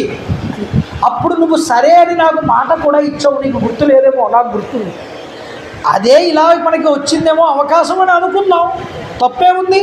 కాబట్టి నేను నీతో కలిసి ఈ వనాలకి వచ్చేటట్లు అనుజ్ఞ ఇవ్వమన్నది. కాబట్టి ఓ రామ, నా పతివైనటువంటి నిన్ను ప్రేమ ఆదరాలతో అనుసరిస్తూ సేవించడం వల్ల నా దోషములన్నీ కూడా పోతాయి. ఆవిడికి దోషాలు ఏమిటండి? కాదుట, ఒకవేళ రాముణ్ణి అనుసరించకపోతే ఆవిడికి దోషం వస్తుంది. అందువల్ల నేను నిన్ను అనుసరిస్తే నాకు ఆ దోషం రాదు. నాకు దోషం రాకుండా నువ్వు చెయ్యవయ్యా. తల్లిదండ్రులు మంత్రపూర్వకంగా ఏ స్త్రీకైతే కన్యాదానం చేస్తారో స్త్రీని పురుషుడికి, అలాగా ఏ వర్ణం వారైనా, ఈ వర్ణం వారనే కాదు, ఏ వర్ణం వారైనా వేద మంత్రాలు చదువుతూ ఉండగా బ్రాహ్మణులు జలాలు తీసుకుని పెళ్లి కొడుకుని నారాయణ స్వరూపంగా భావన చేస్తారు. నారాయణ స్వరూపంగా భావన చేసి పెళ్లి కూతుర్ని కన్యాదాత దానం చేస్తాడు. ఇలా దానం చేసినప్పుడు ఏం జరుగుతుందో తెలుసా రామ? నీకు నేను చెప్పక్కర్లేదు, కానీ చెప్తున్నాను వినమంది. అలాగా దానం చేయడం వల్ల వాళ్ళ ఇద్దరికీ కూడా స్వర్గలోకం అనేటటువంటిది లభిస్తుంది. వాళ్ళు చనిపోయిన తర్వాత కూడా ఉన్నత లోకాల్లో కలుస్తారు వాళ్ళిద్దరూ. అలా కన్యాదానం చేయబడిన స్త్రీ పురుషుడు ఇద్దరూ కూడా. కాబట్టి వేద మంత్రాలతో ఎవరైతే ఒకటవుతున్నారో వాళ్ళు ఖచ్చితంగా ఉన్నత లోకాల్లో కూడా కలుస్తారయ్యా. కాబట్టి ఈ లోకమునందే కాక పరలోకాన్ని కూడా పొందుతారు. ఇలాంటి శృతి ప్రమాణాలను అనుసరించి మా తండ్రి అయిన జనకుడు నీకు నన్ను దానం చేశాడు. నేను సౌశీల్యవతిని, పతిసేవాపరాయణురాలని, నీకు అందున అర్ధాంగిని, అలాంటి నన్ను నీ వెంట నువ్వు తీసుకుని ఎందుకు తీసుకెళ్ళడానికి నన్ను ఇష్టపడట్లేదో నాకు చెప్పు రామ. కాబట్టి నీ యందు భక్తి శ్రద్ధలు కలిగినటువంటి దాన్ని నేను రామ, నీ సుఖంలో దుఃఖంలో భాగస్వామిని నేను, ఈ విషయాన్ని గుర్తుపెట్టుకో. కాబట్టి నీ వెంట నన్ను కొనిపోవడానికి తీసుకువెళ్ళడానికి కనుక నీకు కనుక సమ్మతం కాకపోతే నేను ఏ విషాన్నో త్రాగి శరీరాన్ని విడిచిపెడతాను తప్ప నేను ఇక్కడ ఉండలేనని చెప్పింది. వనాలకి తీసుకుపోమ్మని చెప్పింది. ఈ నిర్జనారణ్యాలకి కొనిపోవడమే నేను ఆచరించవలసినటువంటి ధర్మము అని తాను చెప్పింది. ఇన్ని చెప్పినా రాముడు అంగీకరించలేదు. ఇన్ని సీతాదేవి మాట్లాడినా ఆయన అంగీకరించకపోయేటప్పటికి ఆవిడికి కోపం వచ్చి సా తముత్తం అసంవిఘ్న సీత విపులవక్షసం ప్రణయాశ్చాభిమానశ్చ పరిచిక్షేవ రాఘవం. తనకెదురైనటువంటి విషమ పరిస్థితికి సీతాదేవికి కంపించిపోయిందిటండి. భర్త మీద తనకు ఉన్నటువంటి ప్రేమాతిశయముల కారణంగా రాముడి మీద కోపాన్ని పొందింది. అంటే ప్రేమ వల్ల కోపం తప్ప ఏదో కోపంతో వచ్చినటువంటి కోపం కాదు. కిం త్వా మన్యతే వైదేహ పితావే మిథిలాధిప రామ జామాతరం ప్రాప్య స్త్రియం పురుష విగ్రహం. నిజానికి నువ్వు మాట్లాడుతున్న మాటలైతే మా తండ్రి గారైనటువంటి జనక మహారాజు గారు వింటే నిన్ను పురుష రూపంలో ఉన్నటువంటి స్త్రీకి కానీ నా కూతుర్ని ఇచ్చానా అని అనుకుంటాడు. అలా మాట్లాడుతున్నావు నువ్వు. నన్ను తీసుకెళ్ళడానికి కారణం ఏమిటో నాకు తెలియట్లేదు. నన్ను నీ వెంట వనాలకి తీసుకువెళ్ళకపోతే రాముడు పరాక్రమహీనుడు అని ఈ లోకమంతా కూడా పలుకుతుంది.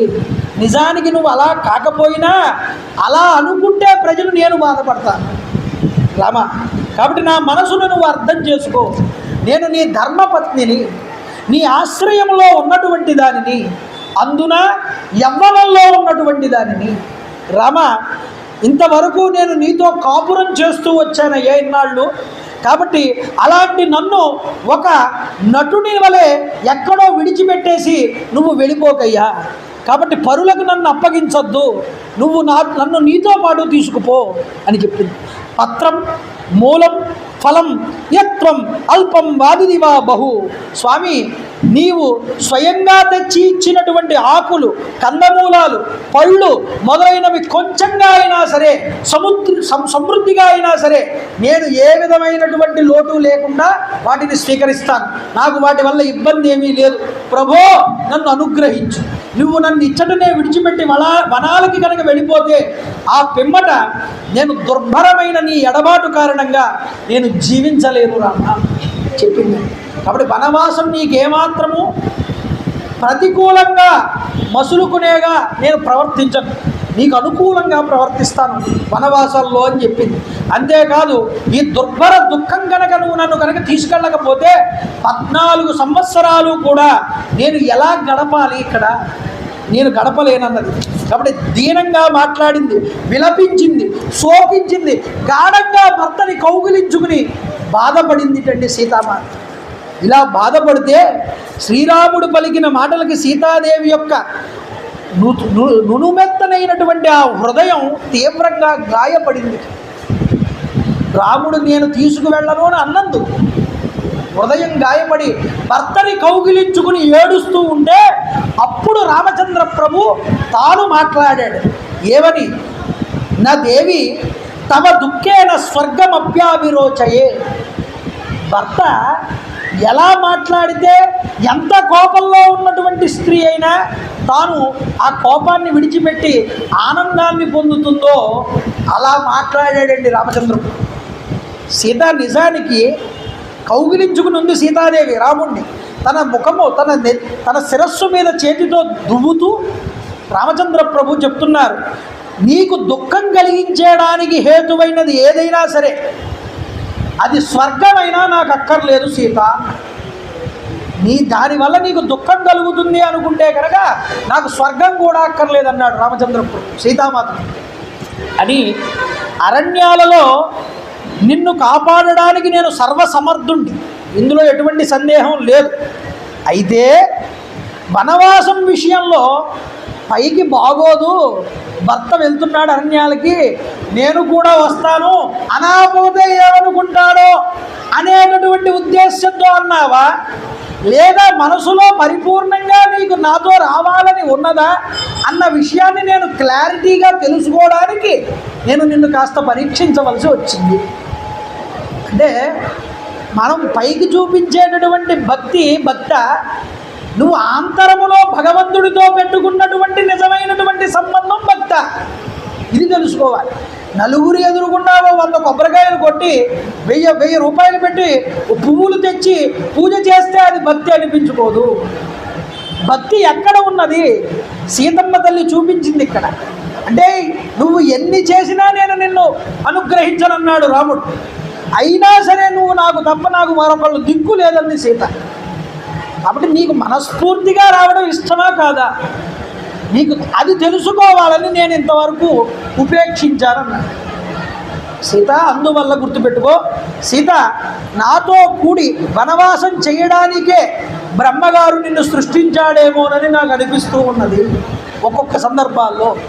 ఓ సీత, సతీ సమేతంగా వనాలయందు నివసించుట ప్రాచీనులైనటువంటి ఋషులందరూ పాటించినటువంటి ధర్మమే.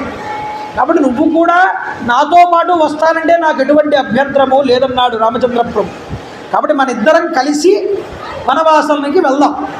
అయితే జానకి తండ్రి యొక్క సత్యవాక్ పరిపాలన ఉన్నదే, దాని నుండి మాత్రం నేను పక్కకి తప్పిపోను, వనవాసానికి నేను వెళ్ళి తీరతానన్నాడు. కాబట్టి నువ్వు కూడా ఇది గుర్తు పెట్టుకుని మనసులో పెట్టుకుని నీకు నిశ్చయం అయితే నాతో రా, ఇందులో ఎటువంటి ఇబ్బంది లేదు. ఎందుకో తెలుసా సీత, ఏష ధర్మస్తు శుశ్రోణి పితుర్మాతుశ్చ పశ్యత అతస్యతం వ్యతిక్రమ్య నాహం జీవతుముత్సహే. ప్రత్యక్ష దైవస్వరూపులు ముగ్గురు, ప్రతి మానవుడికి కూడా ప్రత్యక్ష దైవాలు ముగ్గురుటండి. ఎవరు? ఒకళ్ళు తండ్రి, 2 తల్లి, 3 గురువు.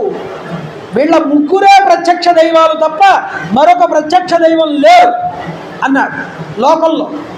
అయితే ఓ సీత, అందువల్ల కనపడనటువంటి భగవంతుణ్ణి పూజించడం కన్నా కంటికి కనిపించేటటువంటి పితృదేవతల్ని గురువుని సేవించడం కన్నా ఉత్తమమైనటువంటి మార్గం మనిషికి మరొకటి లేదన్నాడు రామచంద్ర. ఇప్పుడు రామాయణం విని నీకేమర్థమైంది? రామాయణం విని రామచంద్ర ప్రభువుకి వెళ్ళి రోజు నమస్కారం చేసి ఆయన ముందు కొబ్బరికాయ కొట్టి ఆయనకి ప్రదక్షిణాలు చేస్తే ఆయన నిన్ను చూసి ఆనందిస్తాడా? నీ తల్లికి నువ్వు నమస్కారం చేసి నీ తండ్రి చెప్పినట్టు నువ్వు నడుచుకుని నువ్వు ఇంటిలో ఒక పుత్రుడు, ఒక కుమారుడు ఉండవలసినటువంటి బాధ్యతని నువ్వు స్వీకరించి ఉంటే నువ్వు రామాలయానికి రాగానే నిన్ను చూసి ఆనందిస్తాడు రామచంద్రుడు. ఎందుకని? ఆయన చెప్పిన మార్గంలో నువ్వు నడుస్తున్నావు. నేను నడిచిన మార్గంలో, నేను చెప్పిన మార్గంలో వీడు నడిచాడు, వీడిని చూసి నేను ఆనందిస్తానంటాడు రామచంద్రం. కాబట్టి మనం ఎలా బ్రతుకుతున్నామన్నది కూడా భగవంతుడి విషయంలో చాలా ముఖ్యమయ్యా. మన బ్రతుకంతా అధర్మం వైపు ఉండి భగవంతుడు మనల్ని రక్షిస్తాడు అనుకుని ఆయనకి తాను డబ్బులు ఖర్చు పెట్టి పూజ చేసినా భగవంతుడు దాన్ని శ్లాఘించడు. భగవంతుడు వీడు ధర్మాత్ముడు, వీడు మంచివాడు, వీడిని అనుగ్రహిస్తే వీడి వల్ల నలుగురు ఉపయుక్తుడు అవుతాడు, నలుగురికి శ్రేయస్సు చేస్తాడు అనుకున్న వాడిని చూసి భగవంతుడు ఆనందించి వాడిని అనుగ్రహిస్తాడు. ఇప్పుడు కష్టాలు పడి ఉండవచ్చు, కానీ ఎప్పటికైనా వాడికి భగవద్ అనుగ్రహం దక్కి తీరుతుంది. ఇది రామాయణం చెప్పినటువంటి ధర్మం అండి, రాముడు చెప్పినటువంటి ధర్మం. కాబట్టి కళ్ళకి కనిపించే ప్రత్యక్ష దైవాలని విడిచిపెట్టి కనబడని దైవాన్ని మొక్కుతానంటావేమిటయ్యా? కాబట్టి అలాంటి ఆరాధించడం కంటే మాతా పితరుల్ని గురువుల్ని సేవించడం చాలా యుక్తము కదా సీత. కాబట్టి ఆస్వాదీనం కథం దైవం ప్రకారై అభిరాజ్యతే సాధ్వీనాం నమతిక్రమ్య మాతరం పితరం గురుం. తల్లి, తండ్రి, గురువు ముగ్గురు కూడా ఈ లోకంలో ప్రతినిధులు. వీరికి శుశ్రూషలు చేయడం ఎంత గొప్ప పుణ్యమో తెలుసా? ముల్లోకాలలో ఉన్నటువంటి దేవతలందరూ ఆనందిస్తారు వాళ్ళకి సేవ చేస్తే. దేవతలకి పూజ చేసినా వాళ్ళు ఆనందిస్తారో ఆనందించరో తెలియదు, కానీ ఈ గురువు, తల్లి, తండ్రి అనేటటువంటి వాళ్ళు మనకి దైవానికి మధ్య ఉన్న మీడియేటర్స్. వీళ్ళని కనుక మనం పూజిస్తే వాళ్ళు ఆనందిస్తారు. ఏమండి, నా తండ్రిని నేను తరింపజేయాలి, ఏం చేయగలను? ఆయన పేరు మీద శ్రాద్ధం పెట్టు, ఆయన పేరు మీద నలుగురికి దానం చేయి, ఆయన పేరు మీద నలుగురు వినేలాగా ఒక భగవత్ కథను వినిపించు. ఇవన్నీ భగవత్ కార్యక్రమాలే. నువ్వు ఎవరికి చేస్తున్నావు? నీ తండ్రి కోసం చేస్తున్నావు. నీ తండ్రి కోసం నువ్వు చేస్తున్నావు కాబట్టి నిన్ను చూసి భగవంతుడు ఆనందిస్తాడు. కాబట్టి తల్లిదండ్రులకు చేసిన సేవ వల్ల దేవతలందరూ కూడా ఆనందిస్తారయ్యా. కాబట్టి వాళ్ళందరినీ ఆరాధించిన ఫలితం కూడా వీళ్ళ ముగ్గురిని ఆరాధిస్తే వస్తుందన్నారు. అందువల్ల ఈ త్రయంతో సరితూగ కలిగినటువంటిది, అంటే ఈ ముగ్గురితో సరితూగ కలిగినటువంటిది పవిత్రమైనది మరొకటి ఈ లోకంలో లేదు. తల్లి, తండ్రి, గురువు వీళ్ళకన్నా పవిత్రమైన వస్తువు లేదుట. వాళ్ళ ద్వారా తరించగలిగేటటువంటి అదృష్టం నీకు కలగాలి. ఆ వాళ్ళకన్నా తరింపజేసేవాళ్ళు మరొకళ్ళు లేరు అని చెప్పారు. స్వర్గో ధనం వా ధాన్యం వా విద్య పుత్ర సుఖానిచ. ఆయన మరొక మాట అంటున్నాడు, నేను చెప్తున్నటువంటి మాట ఇది ధర్మయుక్తమైనటువంటి మాట. దీనివల్ల ఏమిటో తెలుసా? ఏదో నేను గొప్పగా మాట్లాడుతున్నానని కాదు, దీనివల్ల భగవంతుడు ఆనందిస్తాడు. నేను ధర్మం మాట్లాడుతున్నాను, నేను ధర్మాన్ని ఆచరిస్తున్నానని. అందుకనే ఏమండి, కంఠశోష వచ్చేలాగా ఇంత గోలలో కూడా మీరు ప్రవచనం చెప్పడం ఎందుకంటే అవసరమా అని మీరు అనుకోవచ్చు. కానీ మేము వినలేము అనుకుంటారా? మీరు వినకపోయినా ఏమిటన్నాడు అంటే అముక్తమాల్యదో శ్రీకృష్ణ దేవరాయలు వారు, వినకున్నను భూతహితంబు కోరి ఉచ్చరించు మాటకు ఈశ్వరుడైన మెచ్చు కదా. లోకశ్రేయస్సు కోసం చెప్పినటువంటి ఒక మాట నువ్వు విన్నా వినకపోయినా భగవంతుడు విని ఆనందిస్తాడట. అందుకోసం ప్రవచనం చెప్పేది దేనికోసం? మీరందరూ విని పాటించేస్తారనే నమ్మకంతో కాదు, భగవంతుడి కోసం, భగవత్ ప్రీతి కోసం, ఆయన ఆనందించడం కోసం. ఆయన ఆనందిస్తే మన బుద్ధుల్లోకి వచ్చి మనం ఇలా ఉండకూడదు, మనం ఇలా బ్రతకాలని ప్రచోదన చేసేవాడు కూడా భగవంతుడే. ఏమయ్యా, వీళ్ళ బుద్ధులన్నీ మంచి మార్గం వైపు నడిచేలాగా చూడు, మమ్మల్ని అనుగ్రహించు అని ఇంత ప్రవచనం చేసి నేను ఆయనకి నమస్కారం చేస్తే, ఆయన ఆశీర్వదిస్తే, ఆ ఆశీర్వచనం వల్ల మన జీవితాల్లో మార్పు కనుక వస్తే అంతకన్నా కావాల్సిందే ఉందండి. అందువల్ల భగవంతుడు ఇంతటి గొప్పదైనటువంటి మాతా పితృ గురు శుశ్రూషలను చూసి ఆనందిస్తాడు. ఈ ధర్మమైనటువంటి మాట విని భగవంతుడు కూడా ఆనందిస్తాడు. అందువల్ల మాతాపితృ గురువుల్ని సేవించేటటువంటి వారికి, వారిని విధేయతతో అనుసరించేటటువంటి వారికి ఇహలోకమునందు ధనధాన్యాదులకు లోటుండదుట. అంతేకాదు వివిధ విద్యల యందు వాళ్ళకి అనుగ్రహం కలుగుతుందిట. పుత్రులు సమస్త సుఖములు కూడా పొందుతారుట. ఆఖరికి స్వర్గలాభం కూడా పొందుతారయ్యా. అంటే మాత, పిత, గురు వీళ్ళ ముగ్గురిని పూజించినటువంటి వాళ్ళకి ఏం జరుగుతుంది అంటే, భూలోకంలో వాళ్ళు బ్రతికున్నంత కాలము వాళ్ళకి లోటు ఉండదు. చనిపోయిన తర్వాత కూడా ఉన్నత లోకాలు ప్రాప్తిస్తాయి.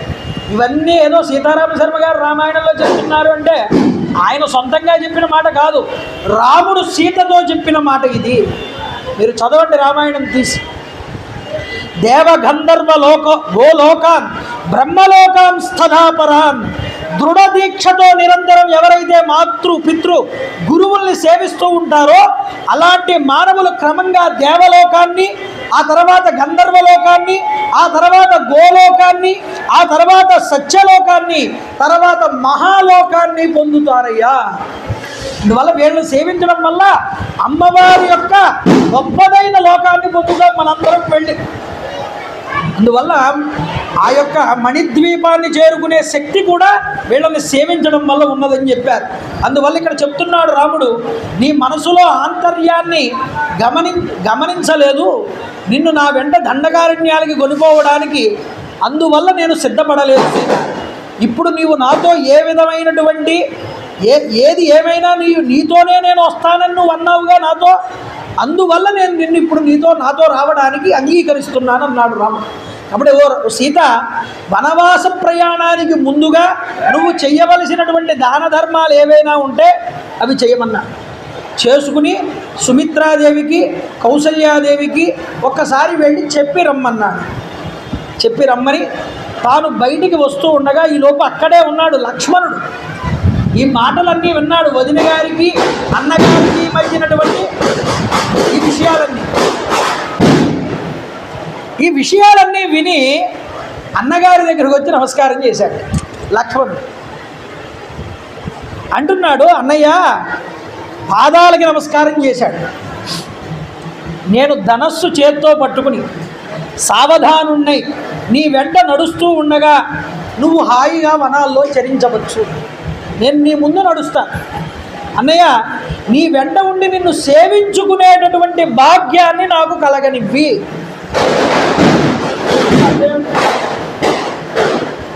లక్ష్మణుడు చిన్నవాడు, రాముడు పెద్దవాడు. రాముడు ఇంటికి పెద్ద కుమారుడు. తండ్రి తర్వాత అంతటి స్థానం ఎవరిది అంటే ఇంటికి పెద్ద కుమారుడిది. నిజానికి తల్లికి కూడా ఇవ్వలేదండి ఆ హక్కు, పెద్ద కుమారుడికి ఇచ్చారు. అందుకనే భర్త పోయిన తరువాత స్త్రీ పెద్ద కొడుకు ఏది చెప్తే అలా వినమని చెప్పింది శాస్త్రం. పెద్ద కుమారుడిని అడగాలట, ఒరే నాయన తీర్థయాత్రలకు వెళ్ళాలనుకుంటున్నాను అంటే, అమ్మాయి ఇప్పుడు కాదు తర్వాత వెళ్ది కానీ అన్నాడు అనుకోండి పెద్ద కుమారుడు, ఇంకా నేను వెళ్తానని అనకూడదు. వాడు ఎప్పుడు పంపితే అప్పుడు వెళ్ళాలి. అంటే అధికారం ఎవరి చేతిలో పెట్టారంటే రాముడి చేతిలో పెట్టారు. పెద్ద ఇంటికి పెద్ద కుమారుడి చేతిలో పెట్టారు. ఇక్కడ రాముడు ఇంటికి పెద్ద. లక్ష్మణుడు, అన్నయ్య నీకు నేను సేవ చేసుకుంటాను, నాకు అనుగ్రహం ఇవ్వి, నీతో పాటు వచ్చి సేవ చేసుకునే అనుగ్రహాన్ని నేను అడిగాడుగా. ఇది అడిగితే ఇది ధర్మమేనన్నారండి శాస్త్రంలో. అయితే రాముడు వెంటనే ఒప్పుకుంటే రాముడు ఎందుకు అవుతాడండి?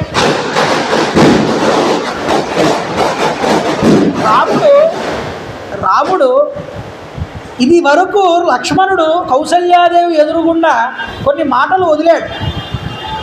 ఎంత గొప్పవాడైనా తండ్రినైనా సరే వధిస్తాను, తండ్రి కైకేయికి వశమైపోయాడు, అందువల్ల ఆయన్ని నిర్జించి తీరతాను అన్నాడు.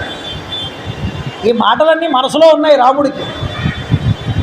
లక్ష్మణ, నాన్నగారు కైకేయికి వశమైపోయి ఉన్నాడని నువ్వే అన్నావుగా, వశమైపోయి ఉన్నాడు. కైకేయి భరతుడు వచ్చిన తర్వాత అన్నీ కూడా బోధిస్తుంది. అందువల్ల భరతుడు మన తల్లుల్ని పట్టించుకోవచ్చు, పట్టించుకోకపోవచ్చు. భరతుడు పట్టించుకుంటాడో లేదో రాముడికి తెలుసు. కానీ లక్ష్మణుడి మనసులో ఉన్న భావాన్ని పైకి నొక్కి వేలు పెట్టి చూపిస్తున్నాడు. నువ్వు ఇలా అన్నావుగా నువ్వే, ఇప్పుడు అందుకనే నువ్వు ఈ పని చెయ్యని చెప్తున్నాడు. భరతుడు చూడొచ్చు, చూడకపోవచ్చు తల్లులను, ఎందుకంటే కైగా నూరి పోసేస్తుందిగా, నువ్వు చెప్పిన మాటేగా.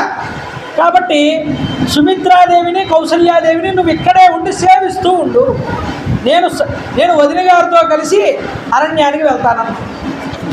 లక్ష్మణుడికి అర్థమైందండి అన్నగారు మాట్లాడిన మాటలో ఉన్న అంతరార్థం.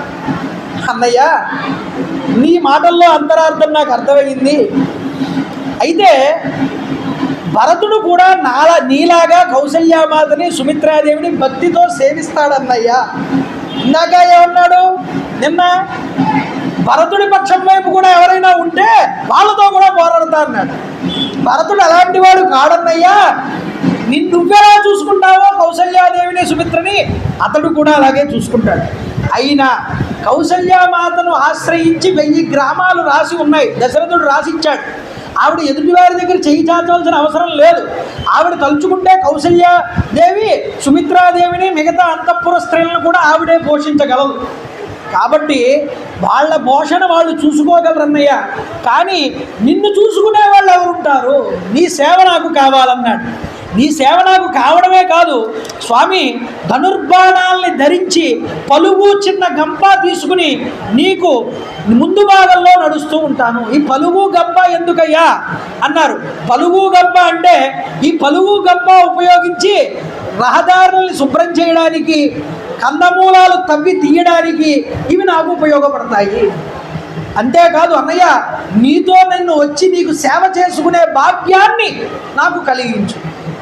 ఇక్కడ లక్ష్మణునిలో ఉన్నటువంటి భగవద్భక్తి బయటపడుతుంది.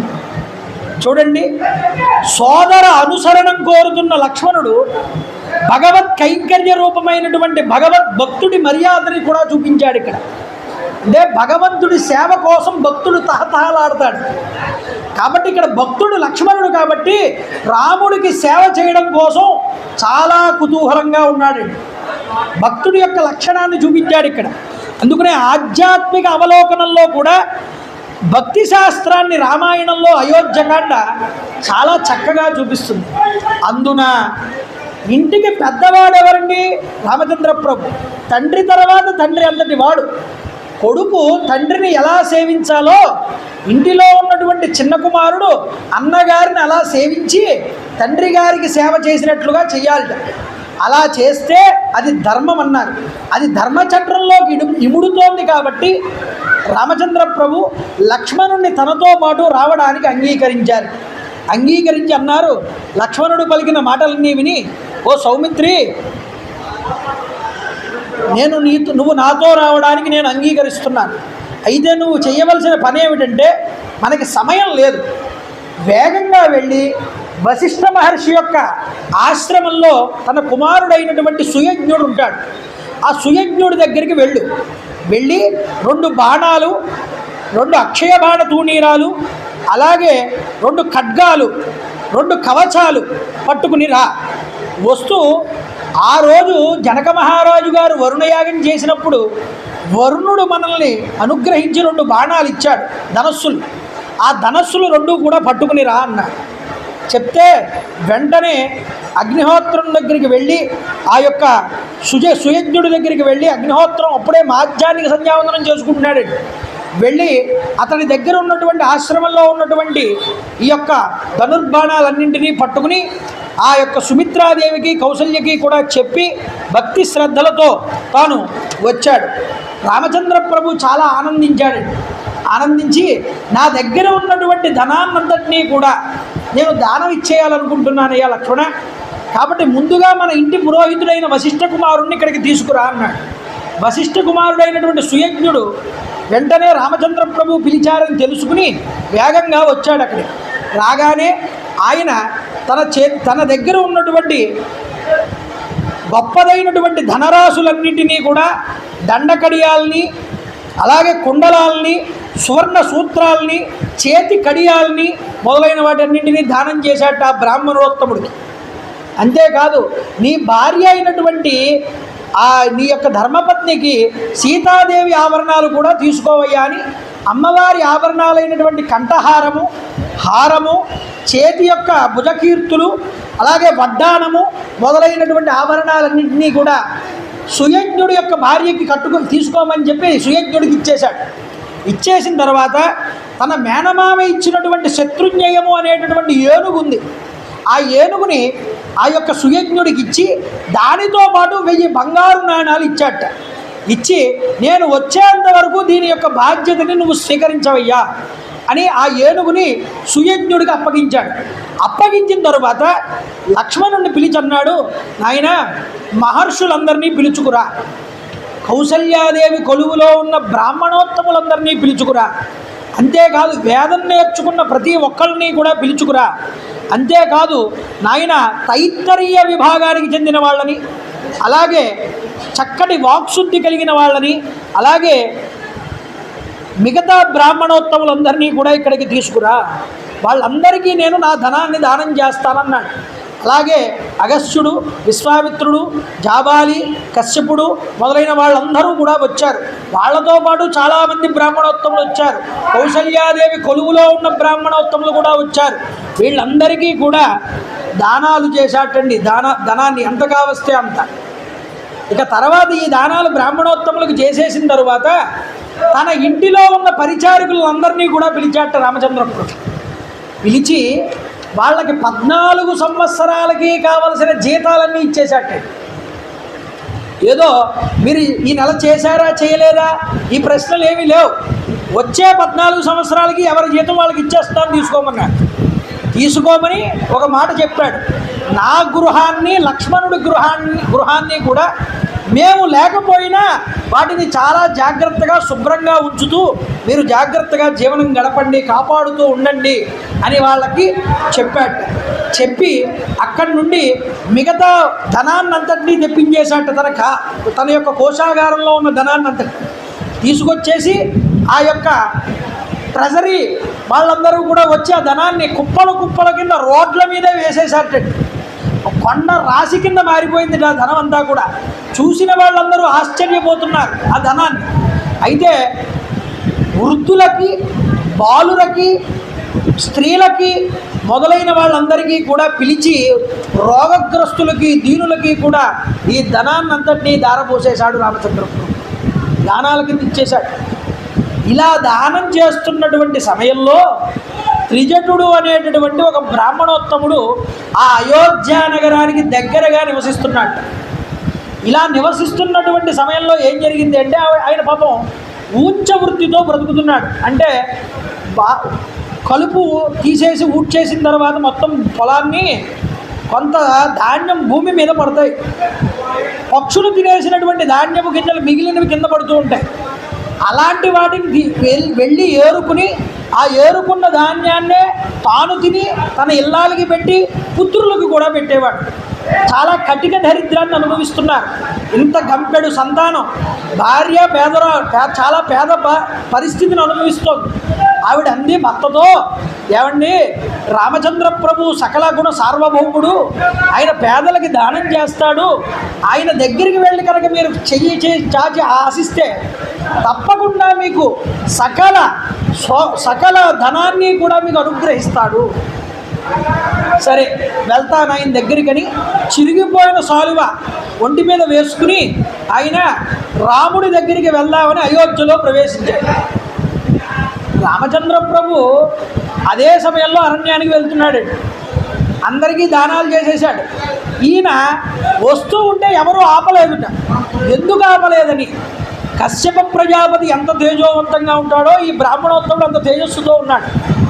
రాముడి దగ్గరికి వచ్చి అన్నట్ట, నేను చాలా పేదవాడిని, ఊంచ వృత్తి చేసుకుని బతుకుతున్నాను, గంపెడు సంతానం, వీళ్ళందరినీ పోషించడానికి నా దగ్గర డబ్బు లేదు. రామ, నువ్వు నాకు దానం చెయ్యి ఏదైనా అని అడిగితే రామచంద్ర ప్రభు ఆ బ్రాహ్మణోత్తముడిని పైనుంచి కింద దాకా చూశాడు. రాముడి యందు చూడండి హాస్యము లేదనుకుంటాం మనం. రాముడు అలాంటి పరిస్థితుల్లో అరణ్యానికి వెళ్ళిపోతున్నాడు అంతా వదిలేసి, అలాంటి పరిస్థితుల్లో కూడా ఎంత హాస్యంగా ఉంటాడో చూడండి జనాలతో. అంటే వేళాకోళం చేయడం కాదు, వాళ్ళతో ఆనందంతో నవ్వుతూ ఉండడం. ఆయన పైనుంచి కింద దాకా ఈ బ్రాహ్మణుని చూస్తే చాలా సన్నగా బక్కగా ఉన్నాడు, ఎముకల గూడు కనిపిస్తోంది. చాలా ఓపిక లేని బ్రాహ్మణ కింద కనిపించాడు. ఆయన నవ్వు అన్నట్టు రామచంద్ర ప్రభు, ఏమండి మహానుభావ, మీకు తప్పకుండా దానం చేస్తా. మీకు 1000 గోవులు దానం చేసినా చాలా తక్కువే.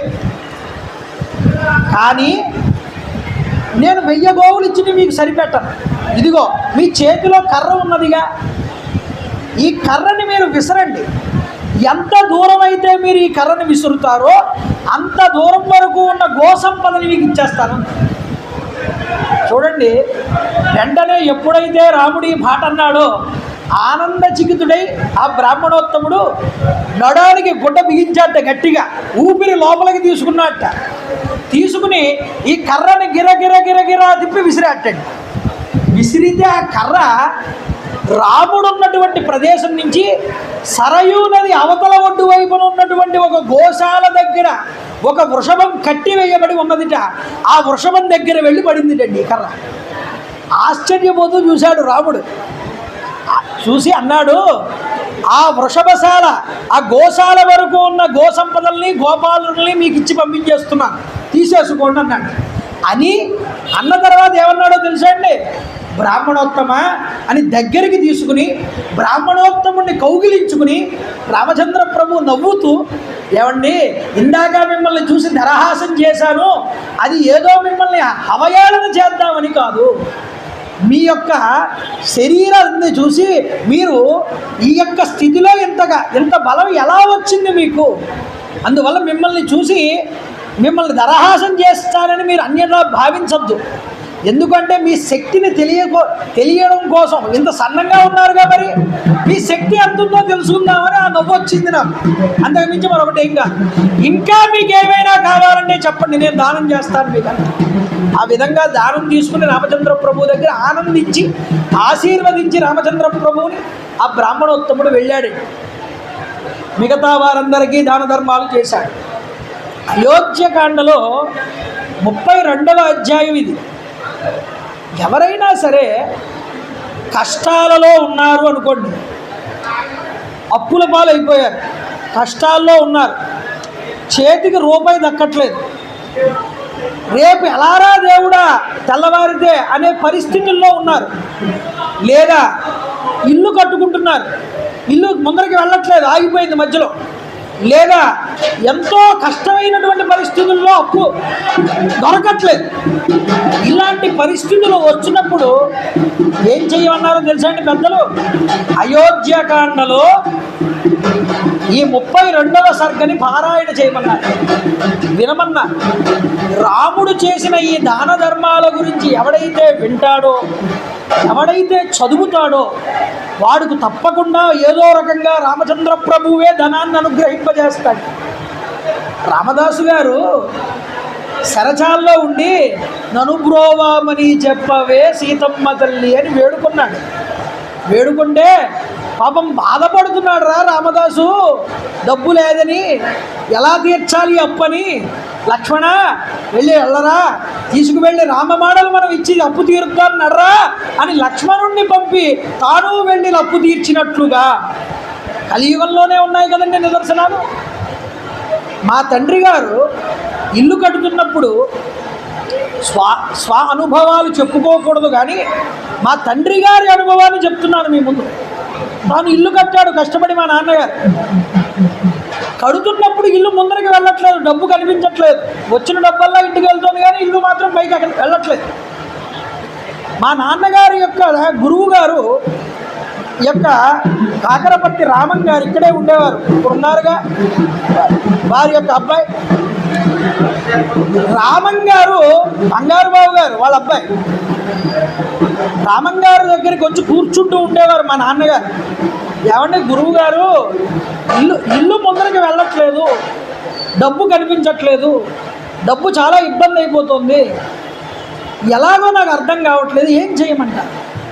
ఆయన కూర్చుని సాయం సంధ్యా సమయంలో అనుష్ఠానం చేసుకుంటూ సంధ్యావందనం చేసుకుంటూ, ఏమయ్యా రాముడు రాంబాబు, మా నాన్నగారి పేరు రాముడు అనేవారు.